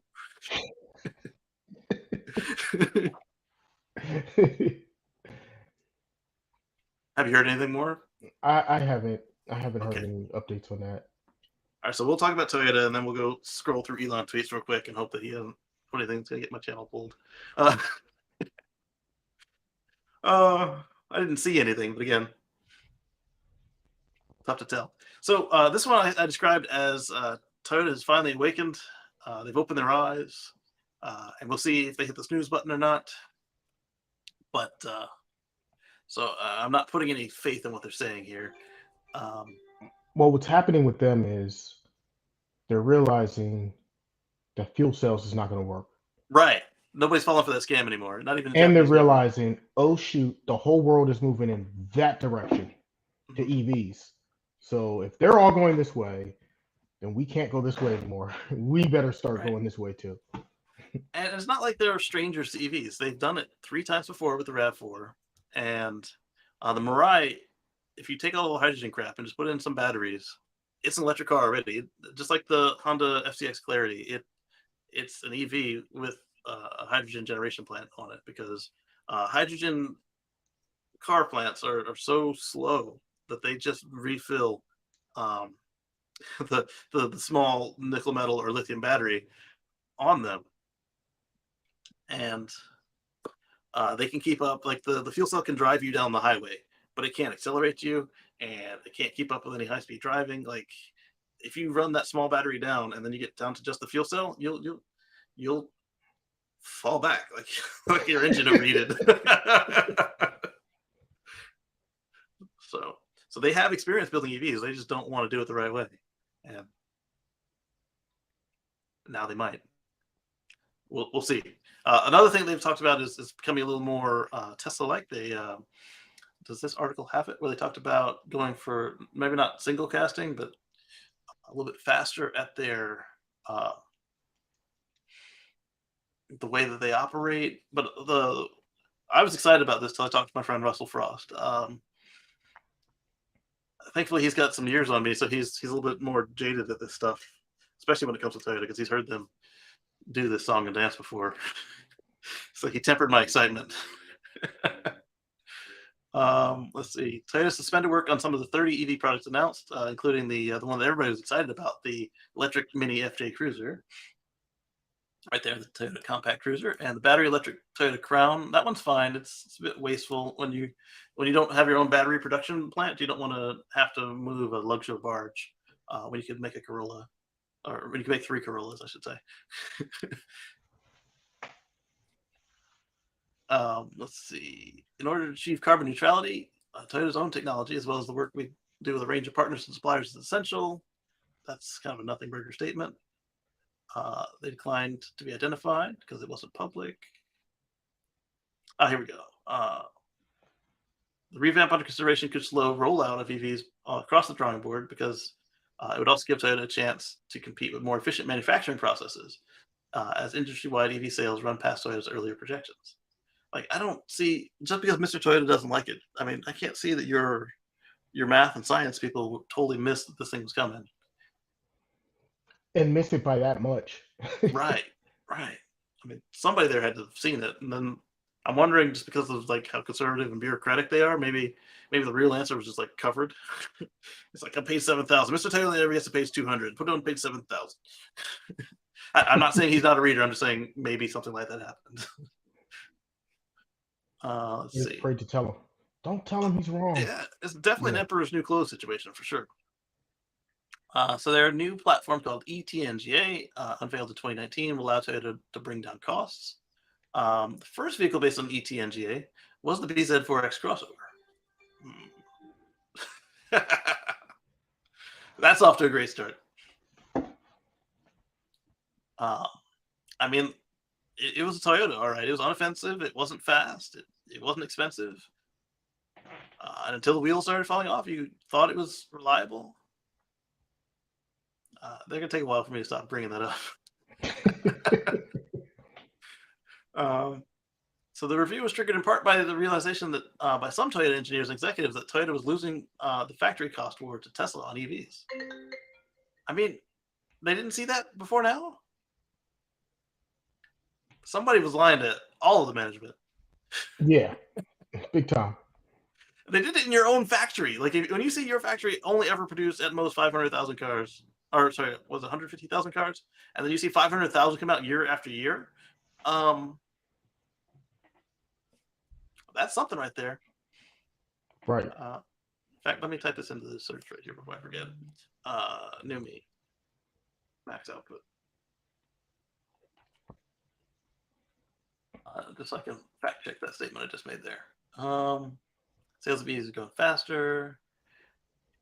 There was something in another article that said more about how they were going to do this, but then reading this explains, like Russell said, a lot of it is just glad ending and saying we're going to do the right thing, and now we got to see if they actually do it. Well, Oh, they're so behind on the 8 ball now. It's going to be really difficult for them to. Yeah, They're because going to be behind for a while. They got to buy from people Yeah. or buy people up. But one thing they said that they want to reduce the weight of a battery pack by. Oh, they're going to use heat pumps. That's something they're going to copy from Tesla. Although Nissan did it first, didn't they? Before Tesla. Yes, Nissan was doing it first with the Leaf. Mm-hmm. Not the way Tesla's doing it, But though. the way Tesla's doing it, right?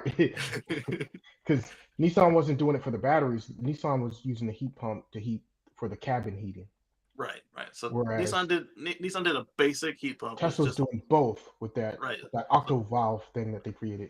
Before that, even so, they started with Nissan had just a generic heat pump. They put a reversing valve on the AC to make the air conditioner more efficient, the heater more efficient. Then Toyota came in with the super bottle, which helped move heat around that system. But then they came out with the octave valve, which moves heat from everywhere, the battery, the motors, everything. And then they just run it through the heat pump to either amplify the heat or amplify the cooling effect and save energy in the process. So what Toyota has done, in addition to that, they've tasked their suppliers, Denso and Aisin, to help make their jobs easier. And with that, let's go look at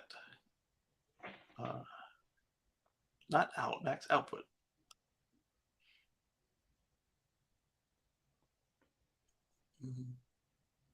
Number of employees was 5,500. Production output in 2006 was 428,000 vehicles. Okay, there you go, right there. But that wasn't the average. The average was much lower, like 250 or so, if I'm recalling correctly.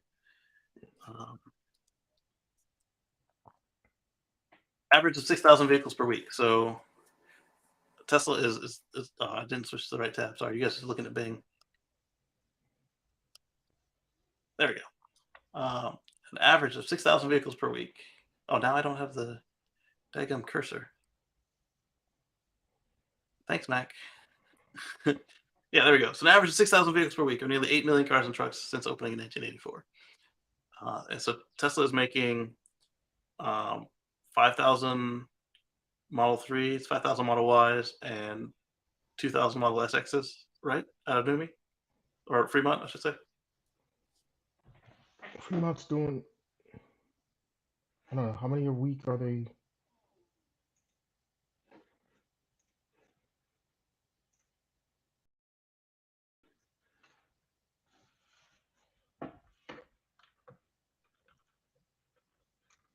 I don't want to say the wrong thing. That's why I went to the deck. Oh, boy. All right, so 100,000 Model S and X and 550,000 3 and Y. And if they make 2,000 a week in S and X times 5, yeah, they got it all day long.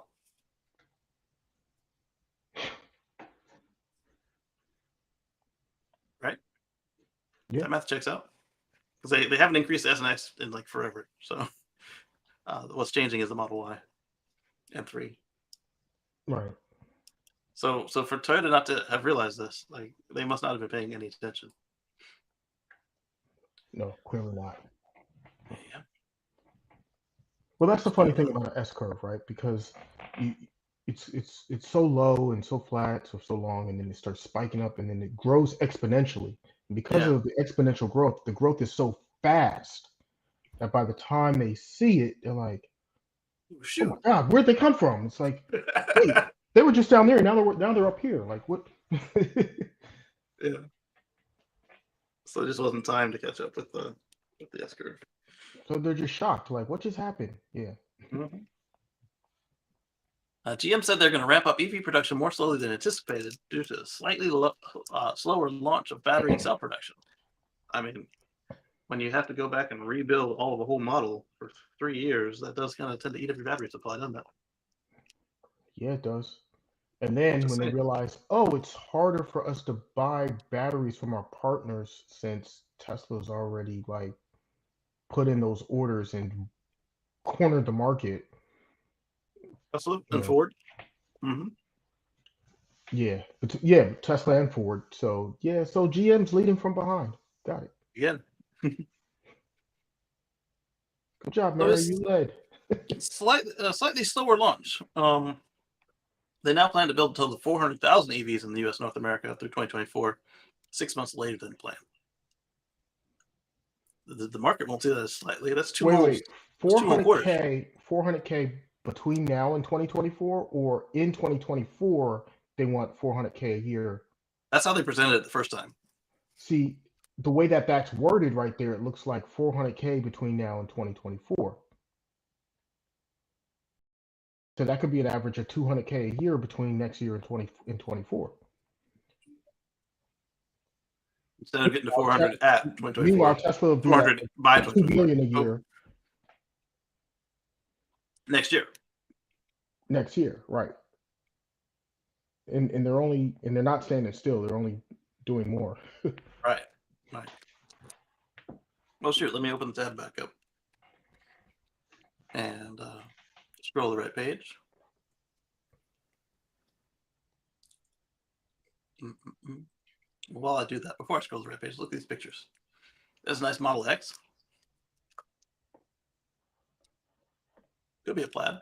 He's going to be replaced by a Tesla bot Is it true? eventually. Mm-hmm. Unfortunately, that's jobs that will go away. Yep. Here's a part of Giga Berlin. Well, I mean, all of Giga Berlin today, but a part of the final Giga Berlin. Model Y getting built in Berlin. Shanghai. Shanghai is almost at the right shape. Like, I mean, they got this here, they got this here. They just got to fill out the parking lot. This is Texas. I'm still like amazed by Shanghai because of how quickly they got that thing built and then up and running. It's like insane. Absolutely. Giga Texas is humongous. But they are.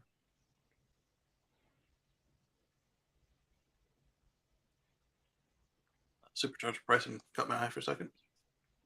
Here we go. All right, let me pull up my calculator. 100,000, 550,000, more than 750,000, plus 250,000, more than 250,000, more than 250,000. 1.9 million cars, right? Yep, just about 2 mil. Yeah, and like we said, they're not sitting still. Nevada is about to come online, and I'm sure every semi will count as a car. Cybertruck will be there at the end of next year. No, before the end of next year, I should say.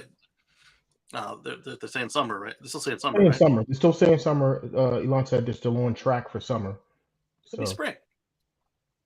it could be. Could be. And then the rest won't be here for a while. But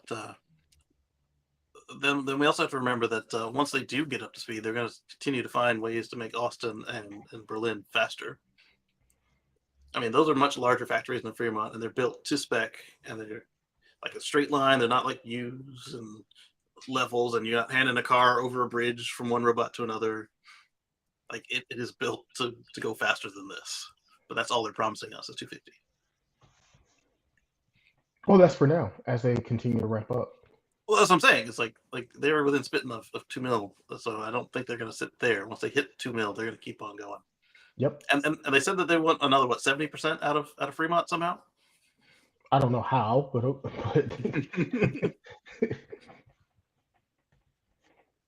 Yeah.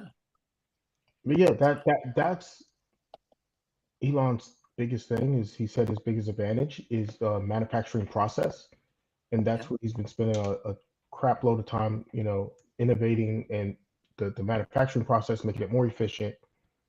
And the more efficiencies you can add to that, then the quicker you can make the vehicles, and it makes you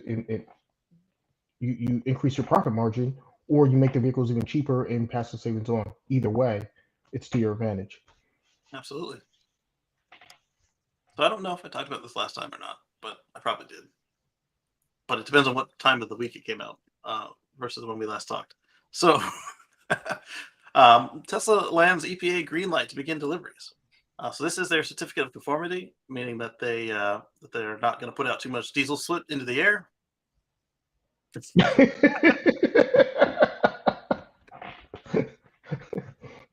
If they put out any, that would be quite a achievement, and not in a good way.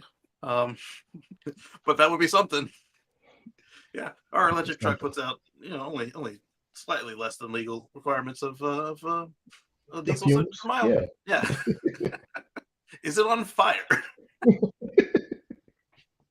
So basically, what this means is that any truck that's built to the spec of the sample that they sent to the EPA for approval will qualify. So you get the 350 and the 500-mile day cab is approved for sale for the 2023 model year. And with this process, I learned that this is pretty much why the model years change when they do. So they've already submitted for all the cars they already make. They already submitted for the 2023 model year, and a couple of them have already been approved.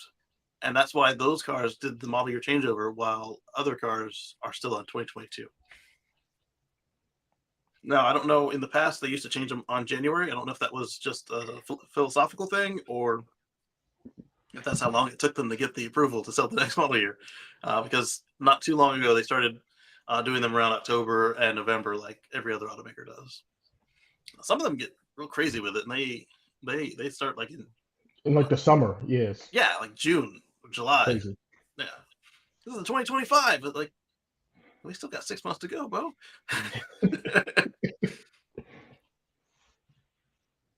So let's see here. Elon said they'd be on December 1st, and now that's legal. Also, this is also why we haven't seen any of the Tesla semis being operated by Tesla, other than the clearly test rigs. Like very few of them were like moving cars around or moving batteries between the factories, because if you're using them for commercial work without that certificate, you're not road legal. And if you're using an experimental vehicle to do commercial work, then there's a really high chance you get some fines or other penalties attached by doing so. So that's why their experimental runs were usually like concrete blocks or empty trucks, or for photo ops, they would do move some batteries or move some cars. But they had the experimental lettering on the side, and they didn't, like, it wasn't a regular service. It was a test and a photo op. Right. And that's kind of why they were trying not to run afoul of the regulations. But they got to test their range with full load. That's what those experimental photo ops were. Exactly. But then when you start doing it every Tuesday, then it's like, that's in commercial use, Right. All right, so let's see, where did it go? So that's why the S, X, and 3 are already at 2023, but the Y and they updated this because it was 2 vehicles that were still 2022s. Now it's just the Y is a 2022 because it doesn't have its new certificate yet. But that's going to test things like not just emissions; it's going to be the range. I wonder if that's why they put a pause on the Model 3 long range. Like you can get the standard or you can get the performance, but you can't get the long range. Well, they can still sell the 2022 model years, so they can do that till December 31st. They could, but I mean, unless they change the long range already to the point where they can't make a 22 anymore, and the 23 is not certified yet. I still think it's because they put the batteries in the Y. Because the Y sells for more, and you get more profit margin, and it uses the exact same battery. Same thing, yeah. But you're right; they could have done something, and it's just not approved yet. But then why didn't they do it to all of them? I mean, literally, that was still, again, just the battery and the correct suspension settings versus a standard range or a performance. Well, the standard range they might be using the LFPs. They are. The performance. Well, yeah, it wouldn't have been any difference between the performance and the regular long range as far as batteries go. So, I mean, if anything, they would stop selling the long range or the performances because it's not certified. Right. For whatever they've got coming up, yeah. Yeah, that's weird. Well, maybe the performances are still um, stamped with as 22s. Maybe they're They not. are. Right. So Oh no, wait, what I'm no, saying no, is no, they're not. Not on Model 3. Because Model no. 3 S and What I'm X. saying is the Model 3, they have certificates for 2023 model years, but we don't know which version of the Model 3. So Oh, I see what you're saying. maybe the It might not be standard a performance range, Model 3. Yeah. maybe the standard range has the 2023 marking, Yeah. and maybe the long range and the performance don't yet. Perhaps. So, but they don't want to stop making the performance because of the profit margin on the performance, so they still just They sell do the them as 22. 22s All right. That's true. I don't know if anybody has received a 23 performance because it yet. might be a different line. I don't know, Yeah. because plus they have to, as they keep making all these changes, then there's changes in their manufacturing process. There's Yep. changes on the line and everything else. So I don't know. So let's see. Every class of heavy-duty engines and vehicles and non-road engines introduced into commerce in the U.S. must have a certificate of conformity, and they are valid for only one model year. So They have to do it every year. they do it every year. But that's also, like I said, that's why the truck wasn't working yet very often in public, because it wasn't legal. But now it is, and now they can sell it, and now they have to sell it because they've only got 1 year to do it before they got to apply for another certificate. Right. Somebody else pointed out, it might have been the same article, that even last year and the year before, they said they were going to have these things ready. They never even applied to get the certificate, so that might have something to do with why they were late. Like last year when Pepsi said, "We're getting it, and there just wasn't a chance It because didn't happen. Yeah. yeah, Wasn't. and it I'm wasn't that looking they at that they did it wrong or it wasn't approved. It did not even get on the desk to be considered. it. It wasn't ready yet. Yeah, But I have a lot of confidence that they're definitely going to start delivering semis. December 1st, hopefully. That's what Elon says, Um, and Pepsi again. maybe not December 1st. I think he's going to be late. I think it's going to be like December 15th or something. But I think they're going to have some out before the end of the year. What is December 1st? I don't want to go a day. I want to go a month. I guess I click on the month. So December December 1st 1st is a is Thursday, so Thursday. Yep. it's a that's a That's a regular possibility. that's a regular business day, so it is possible. Yeah. We'll see. I'm not holding my breath. I wouldn't either. I wouldn't make any bets on that. Right. As I mentioned, Elon has trouble reading timepieces, including calendars. So Right. I put a little more stock in Pepsi saying, except that they were wrong last year as well. Well, they're only going off of what Tesla told them, right? So Right. All right. So as it previously said, and Pepsi confirmed the company can officially use the semi on public roads and deliver it to clients. They can start now. So you might see Tesla semis on the road as of sometime earlier this week. Just not just in testing anymore. They'll be pulling loads. They'll have the Tesla logo, but they'll have the Tesla texts on the truck for their registration. You won't see Pepsi with theirs ahead of time, but in fact, I think that we will see that. You'll see the Tesla owned trucks doing Tesla work right up until December 1st. And then they'll still dial it back and let Pepsi have the glory. Um, and then they'll get right back to it. And then we'll start seeing them everywhere. That's my I think's gonna happen with it. Because now that they can run the road trucks, that gives them the last couple of weeks to dial in the software, get regular drivers, not just the Tesla test drivers, but the regular Tesla truck drivers, just pull them out of the gas Tesla, because Tesla owns a fleet of gas trucks, diesel trucks. Pull them out of that, put them in the Tesla Semi, get the last little tweaks and feedback before they give it to their first customer. And again, the reason I think that they're going with the fleet customers like that first is one, all the semi chargers are at Pepsi facilities, except for at the Gigafactory, and they can afford to have a truck down for a period of time. I mean, it's not, there's a cost involved, but they're not going to go out of business because they lost 3 trucks for a week. Whereas, an owner operator, that would be a really bad thing to have your truck down for a week. And you want to get some training materials together, because if they think they have to charge their truck to 100%, they're not going to make all their legal hours when the truck is designed to make your legal hours if you use it correctly. So if you go to overnight while you're asleep, you've got the AC plug in for a regular truck, right? And your truck is charging off of that at the same time, right? Or it's at the depot and it's charging on level 2, and in the morning it's 100% or 90%, whatever your set point is, right? Then you drive your full allotment, and then you have to take your lunch break, right? So you plug in for your lunch break. The truck is done in 30 minutes to 70%, maybe 80%. I don't recall. I believe it was 70%. That's more than enough to drive past your next legal limit. And so that's why the truck is designed for you not to be waiting on it, but for the truck to be waiting on you, because your segments are limited and they're designed to maximize that. But if you have to go looking around for charging stations because they're not on your route, or if you don't know not to charge it to 100%, we've seen this. Omar, Dan showed us that Uber driver who she got the Model 3 from the Hertz Uber, and she didn't understand not to charge it 100%. She didn't understand that the charging wasn't free, so she got this big bill after she stopped Ubering, and she wasted a lot of time charging to 100%. One, that's bad for your battery, and two, that's not a good use of your time, because a good example to use is trying to fill a bucket with a very powerful hose or a fire hose.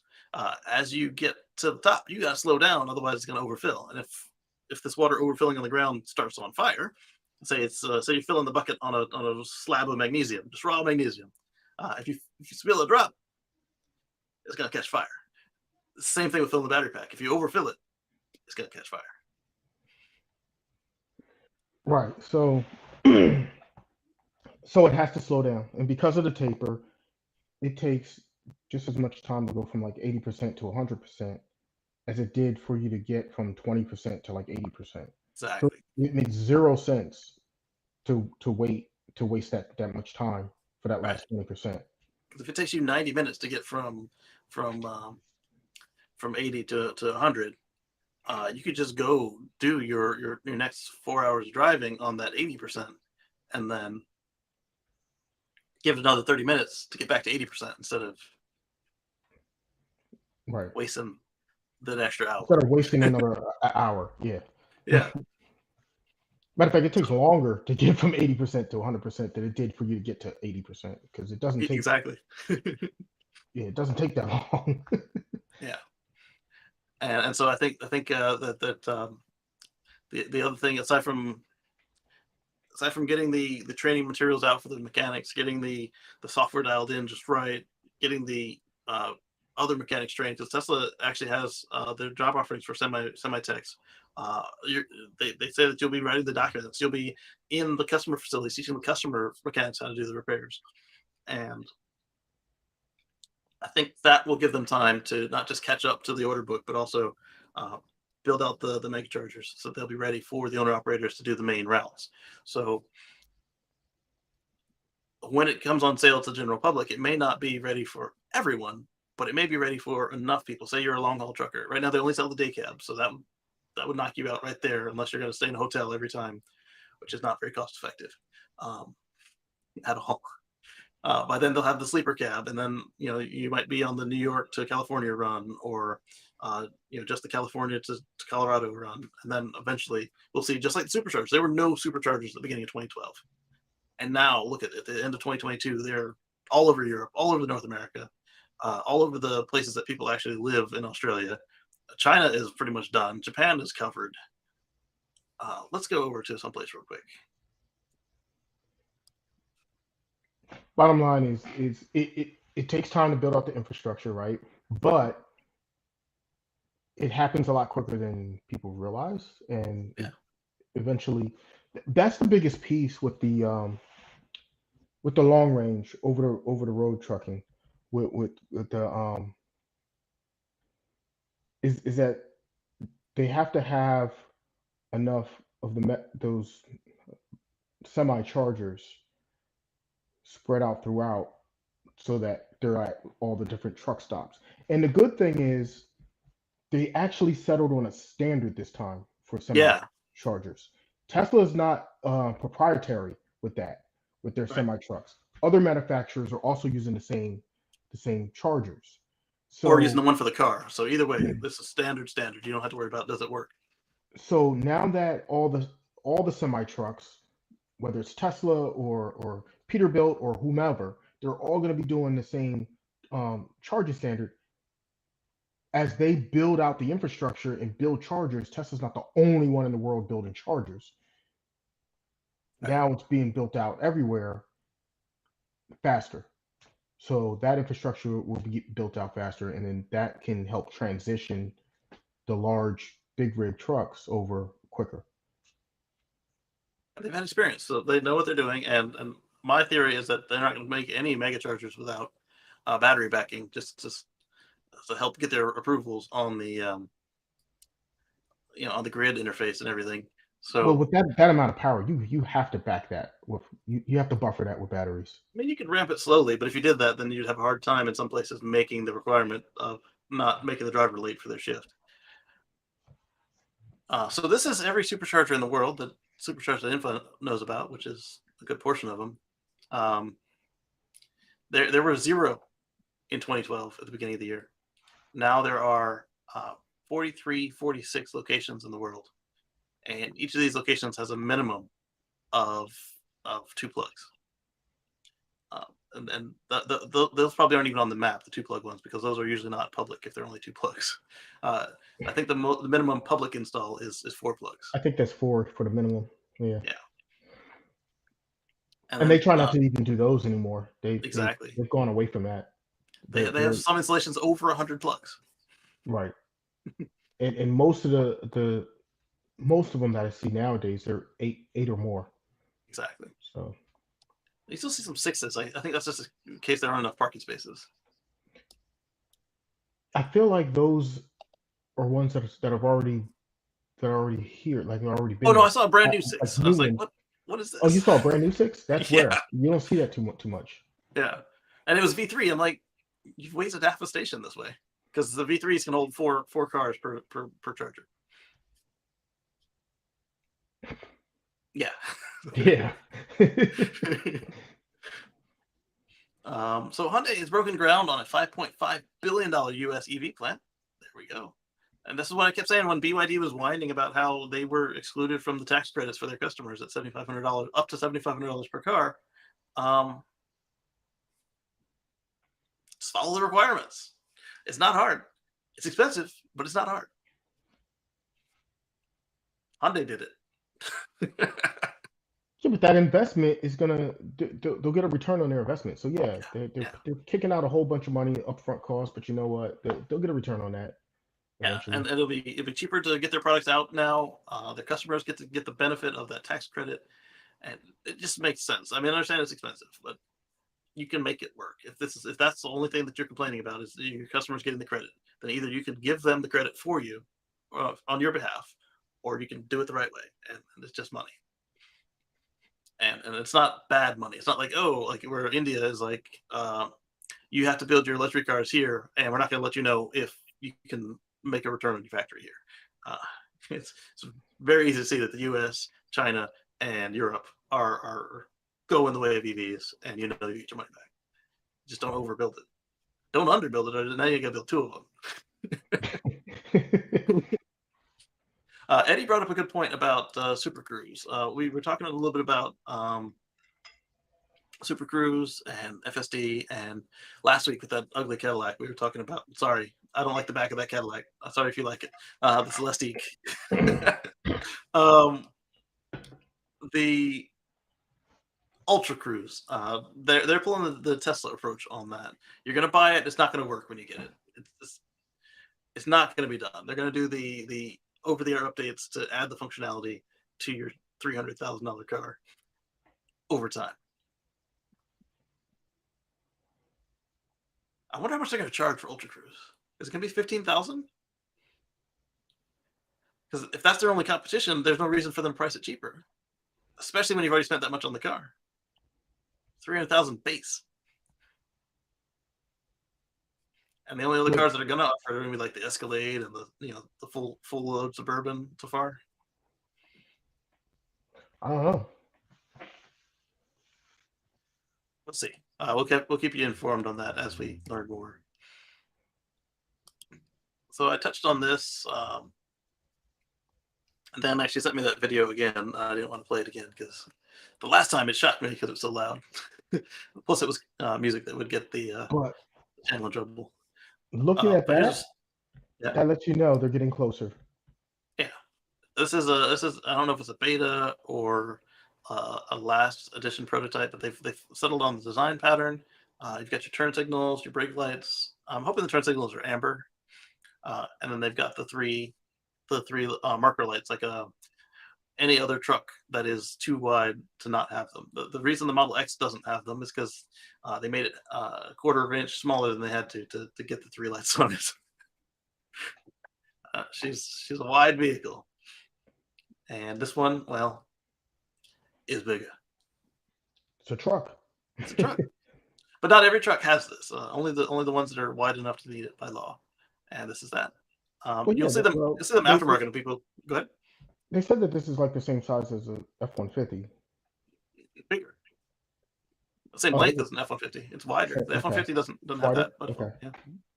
The only other time you'll see these on a vehicle from the factory um, is if they're required, but you will see them on factory vehicles that have had aftermarket mods, like those guys who like to make it look like a big rig truck for whatever reason. Particularly the ones that cut a hole in their bed and put a smokestack out the top. I'm looking forward to seeing one of these in person. Yes. I have yet to lay eyes on it in person. Yeah, you and I both had an opportunity when it was in New York, but we didn't find out until it was leaving New York. Yeah, by the time I found out it was in New York, I my schedule didn't align. I couldn't do it. I couldn't go up I would there. have made it happen if I knew it was still there. I I couldn't. Yeah, no.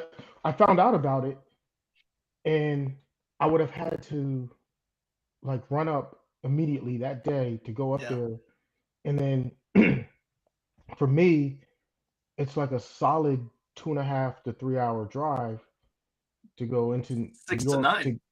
to where it's at. Right. But to get to and then there was already a huge line of people waiting to see it and all the other stuff. So like by the time I got there, it would have been a wasted trip for me. I probably would have seen it anyway. Yeah. By the time I knew it was a possibility, it was too late for me to make the trip. So, um, I'm curious now because you're not allowed to have brake lights on a movable piece of bodywork. So does that mean that the tailgate leaves these here, or does it mean that like Eddie's bolt that they have auxiliary brake lights and turn signals elsewhere on the back of the truck? Eddie, you know what I'm talking about. If your car, So the ones on the side, right? mhm, They probably don't. Those probably they may not move. Maybe they stay there mhm. at the top on the side. Like maybe that stays there. And But is this the high mount brake light or is it something else? Because if the high mount's but not up the here, but the yeah, the would they have problem a is low mount? the ones in the middle, Yeah. that might be an issue. I don't know how they're. Well, the way that Eddie's bolt does it is it's got another quad of lights right here. So when his tailgate is up, he's still got turn signal and I still can't got see brake it off, lights. so I don't know where you're pointing, but Oh, the we, mouse is doing the thing again? I'm sorry. I can't see that, so I don't know where you're pointing exactly. There Oh, we go. okay. So on Eddie's car, they got another set of quads down here so that you can see what's going on. Let me see if I can't pull a picture of that up. Open up a new tab. Bolt rear photo. Chevy bolt. You can guess what I got pictures of.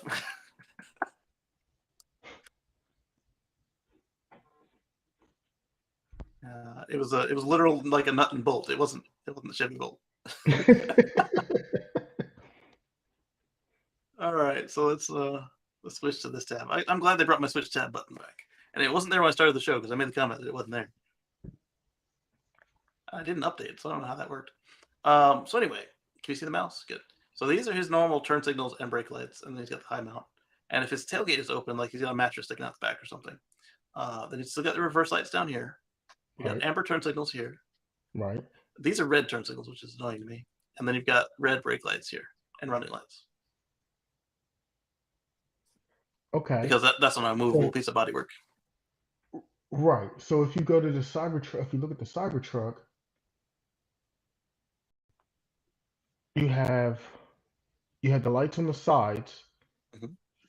those upper lights on the upper sides that probably don't move. You have Yeah, your lights close to your license plates, which are probably reverse lights as well. And yeah. then you have the you have these lights at the bottom, right? These are reflectors. Or maybe they're lights. That'd be cool if they're lights, or if they're reflectors, but they can be lights. Like you just put an extra powerful LED behind them that just shines through the reflector,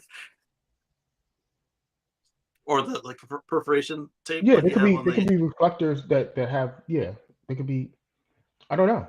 So thinking it's possible that they could make those lights. Yeah, but using this picture that I'm seeing what you're saying now. This might not actually fold down with the tailgate. It might be part of the body. Right. Because on regular trucks, the tailgate is in the middle. It's not all the way across like this. Right. So that piece, that silver piece obviously is all one that's a solid piece. So that whole thing's gonna move. But if you look at it closely, it looks like there's separation between those lights in the upper sides. So it's almost like it comes down like this. Yeah, Like this, it's like that type of shape that's gonna fold out. yeah. So the Cybertruck might be like this, where you've got a little bit left over, and the tailgate is a good chunk of it. And then for style, they just took out this piece too, Right. perhaps. This is traditional. That's why I didn't think, like the Dodge here, I didn't think they were doing that because that's a lot chunkier. Is left behind. They were going for this like narrower, like this. Yep. All right. So maybe the only reason the reverse lights are down so low is so they don't move and they're not in the way. Okay. We'll see. It remains to be seen. Yeah. We shall So see. then this. But seeing those lights though Yeah. makes me feel like they have their design like finalized and narrowed down. Like seeing this picture just made me. It just feels like okay, this might be actually the design. Yeah. Yeah. Because that's a lot of work for it just to be the prototype, and they could just slap something together like they did before. Eddie's saying that the new bolts are going to have different lights than his. But yeah, the point for that was that if it was a movable piece of body work, then that's what they would do. So what is different here is that this tailgate might be a funny shape. Like there might be a notch here, like rather than the whole width might not go down. But this part, I'm sure, because the whole thing is you don't want to cut or put holes in the hardened stainless steel. You want to fold it and be done with it because it gets expensive to have all those cutting bits. Right. So I'm thinking, yeah, this black part might fold down with the tailgate because you don't want a bar in the way when you try to load it up. And the tonneau has already gone up, so this would go with it if it was part of the tonneau. I wonder if it'll swing too, or if it just comes down, like the ridge line. I I would say it just comes down because it has the what's the name built into it too. Remember The the ramp, ramp. yeah. So let's look at that again. So the ramp is built into it. Does it come out of here, or the plastic part? I have no idea. And and how do you make sure that it doesn't scratch your plastic? Interesting. The ramp better be standard. If it's an option, I'm gonna be a little upset, especially after the price increase.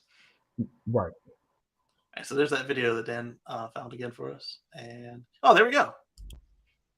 There's an old copy of it right here. Right. So you see the lights are going to remain Oh, even on better, the top sides. They'll remain the lights they'll on remain. top. You know. But if they kept this angle thing, that's going to go shine through. But I don't think they did because they had that plastic on the other one. No, that's changed. That's not going to be. This would be a cool way to do it though, if that was clear and it shined all the way through. But yeah, I think like that's showing that kept with the principles that the. So I think there's just a notch here now. Like what that is, there's a notch in the plastic piece, and then the rest of it's full width. And then the ramp would come out of here. Right. Hopefully they get rid of any features. He said it's gonna be cooler. So if they got rid of features, then it's not cooler anymore.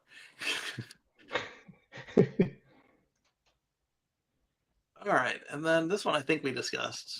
Elon says that SpaceX won't turn off Starlink regardless of Defense Department funding. They are getting paid, but they're not getting paid as much as they feel they need Oh, for the by Ukraine. Go ahead. that's good. I'm glad that they're not going to turn them off. They Yeah, shouldn't. right. Um, especially they for humanitarian reasons they should, But I do have a little bit of breaking news. Just besides everything that we're talking about, it's a totally different subject. But my Eagles won today. They Congrats. crushed Pittsburgh. All right, so 35-13, Steelers lose. All right,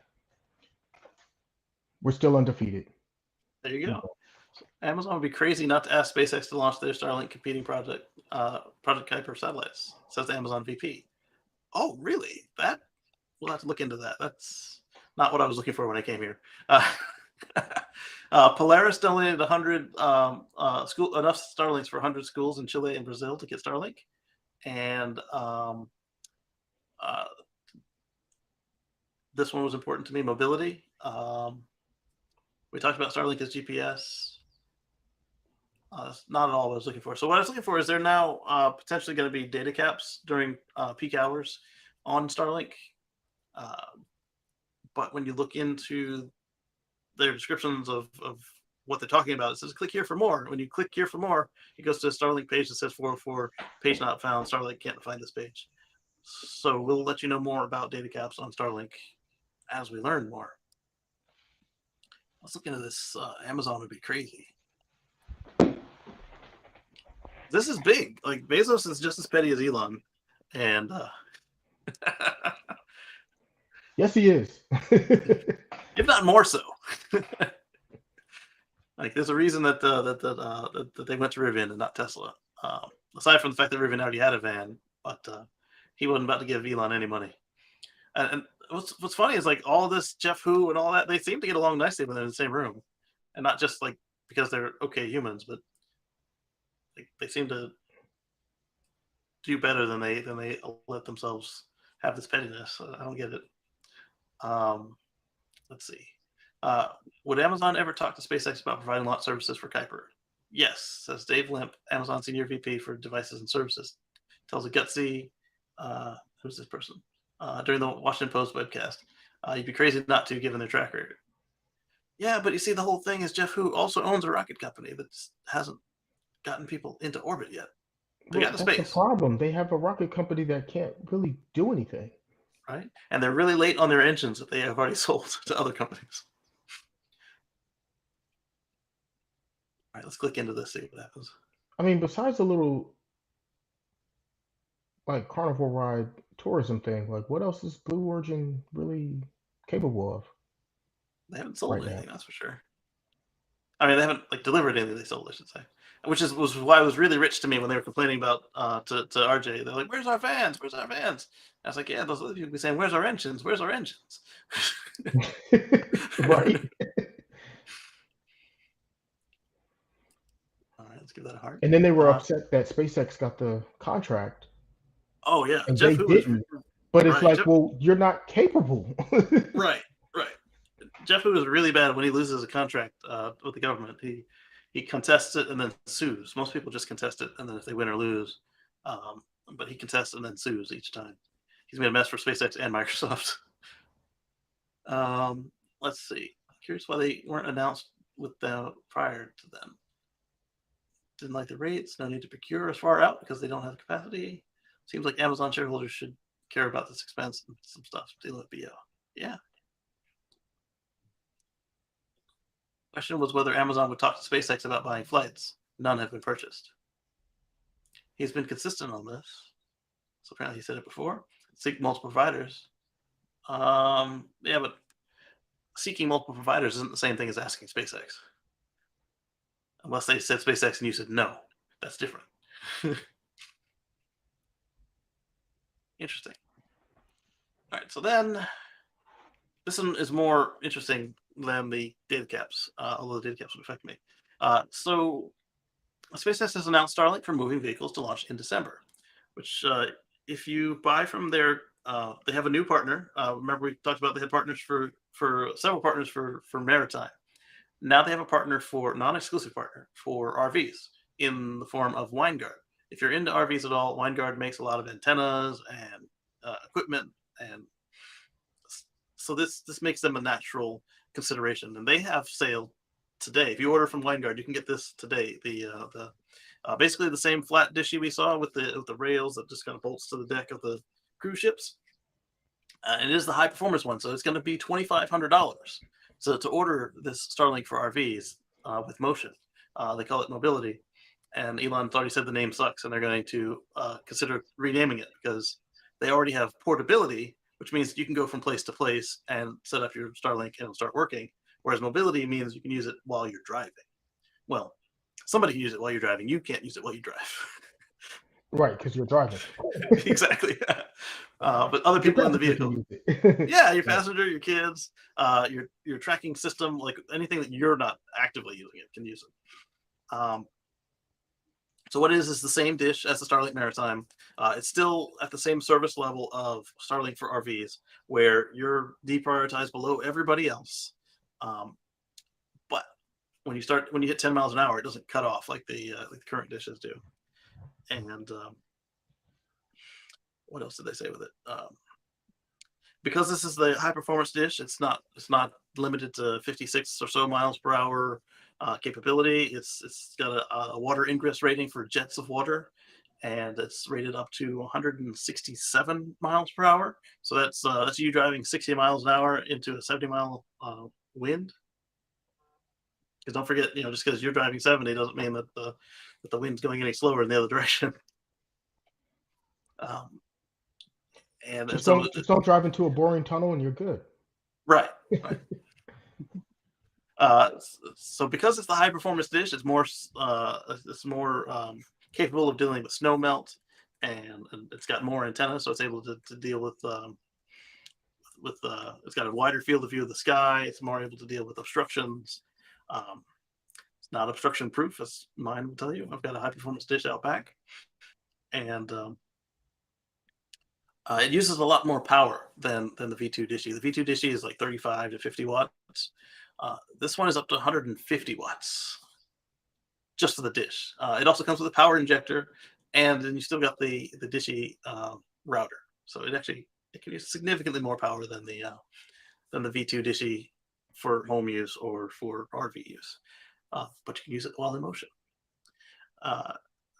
And because it's flat, just don't park under trees and make sure there are no trees off to your side because it can see a really wide view of the sky. Let me see if I can't Now, I pull wonder mine if that's the up. same type of dish that they're going to be using on planes, No, because they also announced a partnership with the airlines that they're going to be doing that on planes as well.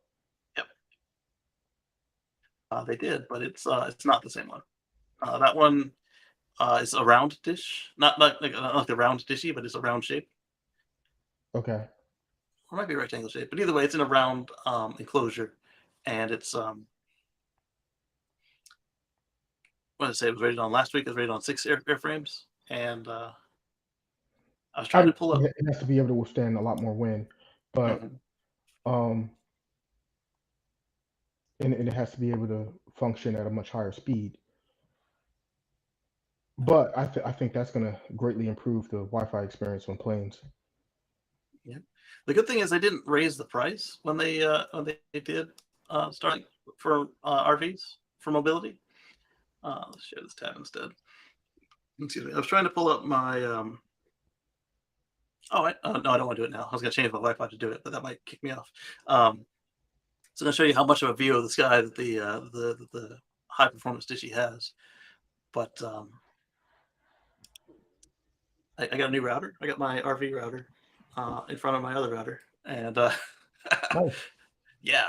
Um, but I didn't set up the Starlink pass through where I could get to the management interface yet because it was a bear to get it running at all. It's a This is the same stuff that they'll use on like commuter buses and tour buses and like airplanes. Like this router is really high tech and enterprise grade. So it took a lot of tweaking to get it to work the way I wanted it to, and I just didn't add in the ability to get to the Starlink management interface yet. All right, so here's Starlink for aviation, and we talked a bit about it last week. Yeah, so it's rectangle, but it's got a rounded chassis. And it costs 150 grand. Hmm.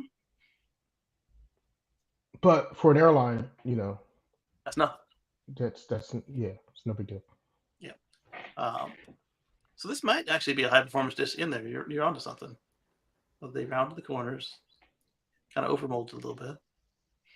I All mean, they right, had so to change that design just to handle the aerodynamics, just to be aerodynamic and to be able to handle the high winds. yeah, because if they put a flat dishy on there, it would make Yeah, a that mess. wouldn't Even though, work out. yeah, because the flat dishy is on two rails, it would still get yanked off, um, or cause you like stress on the airframe. So one of the cool things here with the in motion use is they didn't raise the price. Like it's not an optional feature for this. The only option is you spend three times the price on the dish, 2,500 instead of 500, and more than three times. Spend 2,500 on the dish instead of 500, and if you order from Starlink instead of from Winegard, they'll start shipping in December. But if you order from Winegard, and they'd still have stock, because I don't know how many RVers went out and ordered this thing when the announcement came out. A lot of them don't like Winegard. I don't know what they did to them in the past, but apparently it was enough to give them a reputation. But apparently they're also trying to work their way back from that. But if they still have stock, it'll ship tomorrow, Monday, if you order today, which is pretty cool if you need it. Uh, portability is what they've been selling for a long time. That was the original Starlink for RVs. Was you take the dish out, you set it on the legs or on a pole or whatever, and now you've got internet wherever you are. The mobility is you just drive and don't turn it off, and it just keeps going, which is really cool. And then here is the locations where it's available. And the shaded area is the part where you're going to get slower speeds. And if you order for residential, where you won't get it at all for a little while, sometime next year, as they keep launching more and more satellites. Another feature of Starlink for RVs versus Starlink residential is it's pay as you go, so you can turn it off at any point. If you turn it off, remember every couple weeks to go out there, plug it in, let it sit pointed at the sky for a couple hours, so it can get updates. If your updates get too far out of sync, you might have to buy a new one. And at $500 to $2,500, that's you might got that, but then you've got the hassle of waiting on a new one to come through. But it's nice that it's pay as you go, so you can get it activated this month because you're doing this cross country trip and you want to be able to have your internet with you in the mountains or whatever. Yeah. And then you come back and you're like, you know what, I don't need it now because now that I'm home. Right. And you turn it off. And with the new one being bolted to your roof, what if you only travel 6 months of the year? Well, why pay for the 6 months the RV is under a tarp or in the RV garage or wherever you stash your RV when you're not using it? Exactly. That saves you was $135 a month times 6. $810 a year easily if that was you in that 6 month scenario. or more if you're talking like Omar says, where you like, hey, I'm only going on vacation for August. That's like, oh, I only need to use this, twice a year. right. So that's $1,400 if you only go on 1 month vacation, because you got to pay it a 1 month block. So if you only go 1 month, then that's $1,400 a year saved. Right. So if you depends on your usage. It's just good that you have that option. Absolutely. Good to have options. And the reason that they're allowed to do this now is the FCC gave them the approval to do it. That's why you weren't able to do it before.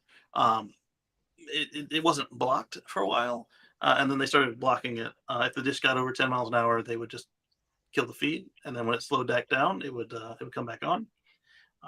But now that this is out, and you're costing them $2,000, $2,000 versus 2,000, or 2,500 versus 500. I suspect that they might enforce the terms of the agreement where one, you acknowledge that the other dish is not for use, but also they reserve the right to kick you off the platform, and they may start doing that now if your small dish gets in motion now that they have a legit way for the dish to be in motion. And part of the reason they were so strict, even though they didn't actually kick too many people off, but they did do service suspensions and warnings, was because the FCC, they don't play. Remember, we had a couple incidents at the Super Bowl. We had some foul language and some music or TV shows. We had misuse of the emergency alert tones. They don't play. They hit each of those people with some pretty serious fines. My favorite was the campaign ad that had the alert tone in it. that guy got woo. That was not smart on his part.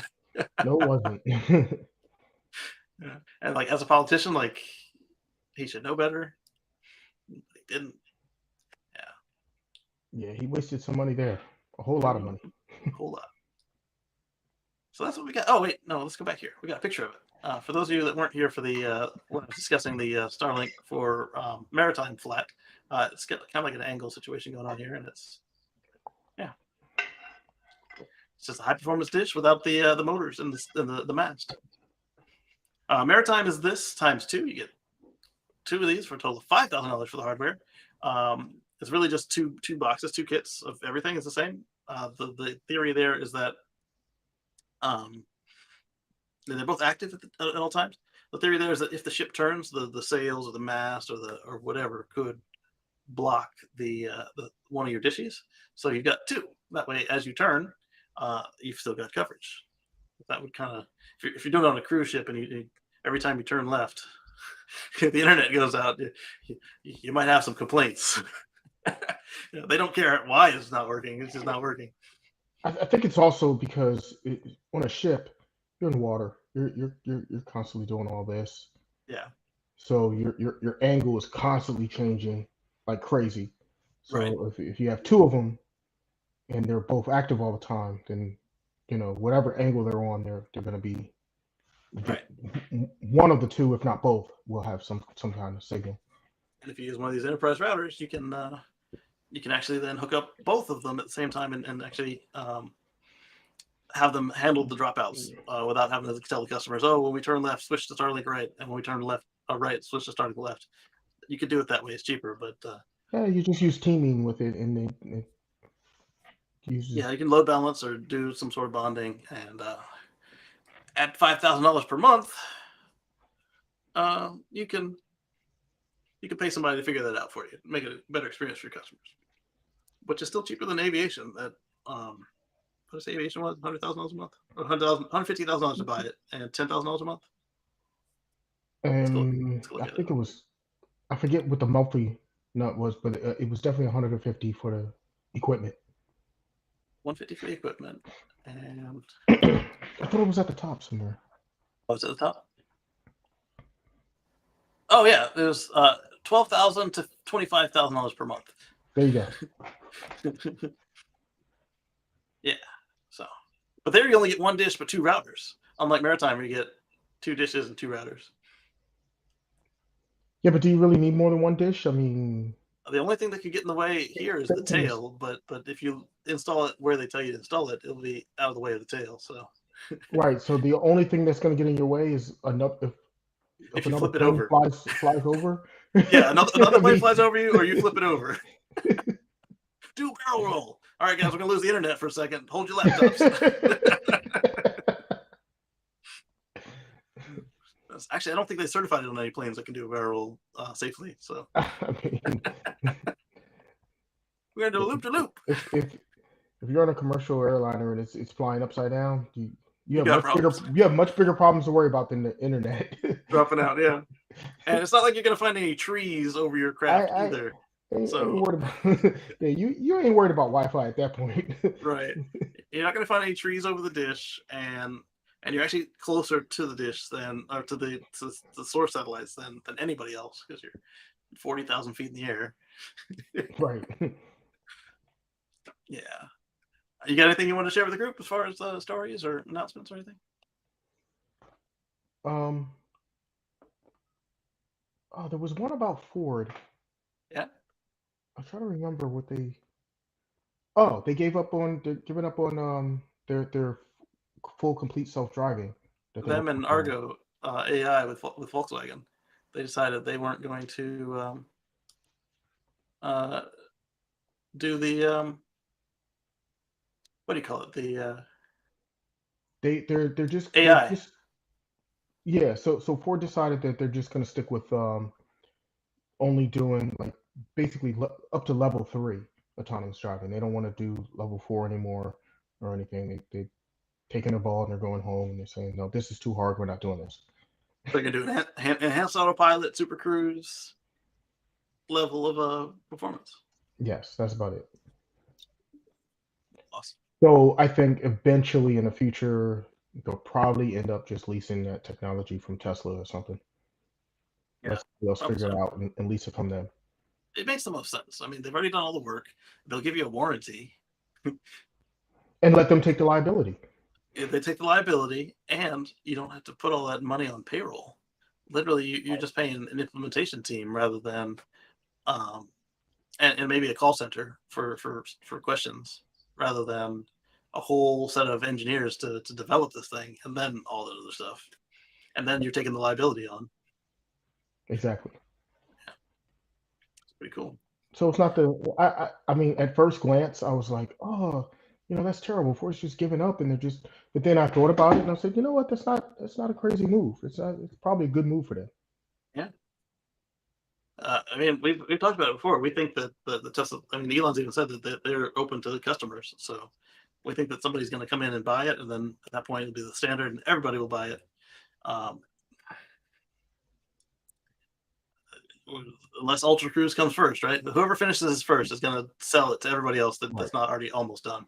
And anybody who's not like squeaking in, like almost finished by the time that happens, they're going to abandon what they have and buy number one because they'd be foolish not to. Because Right. if you're that far behind, you're going to lose customers Exactly. and waste money. Exactly. Yeah. So, I want to thank everybody for showing up. Thank our channel members and patrons, especially, and Omar for your time. And we'll catch you all on the flip side.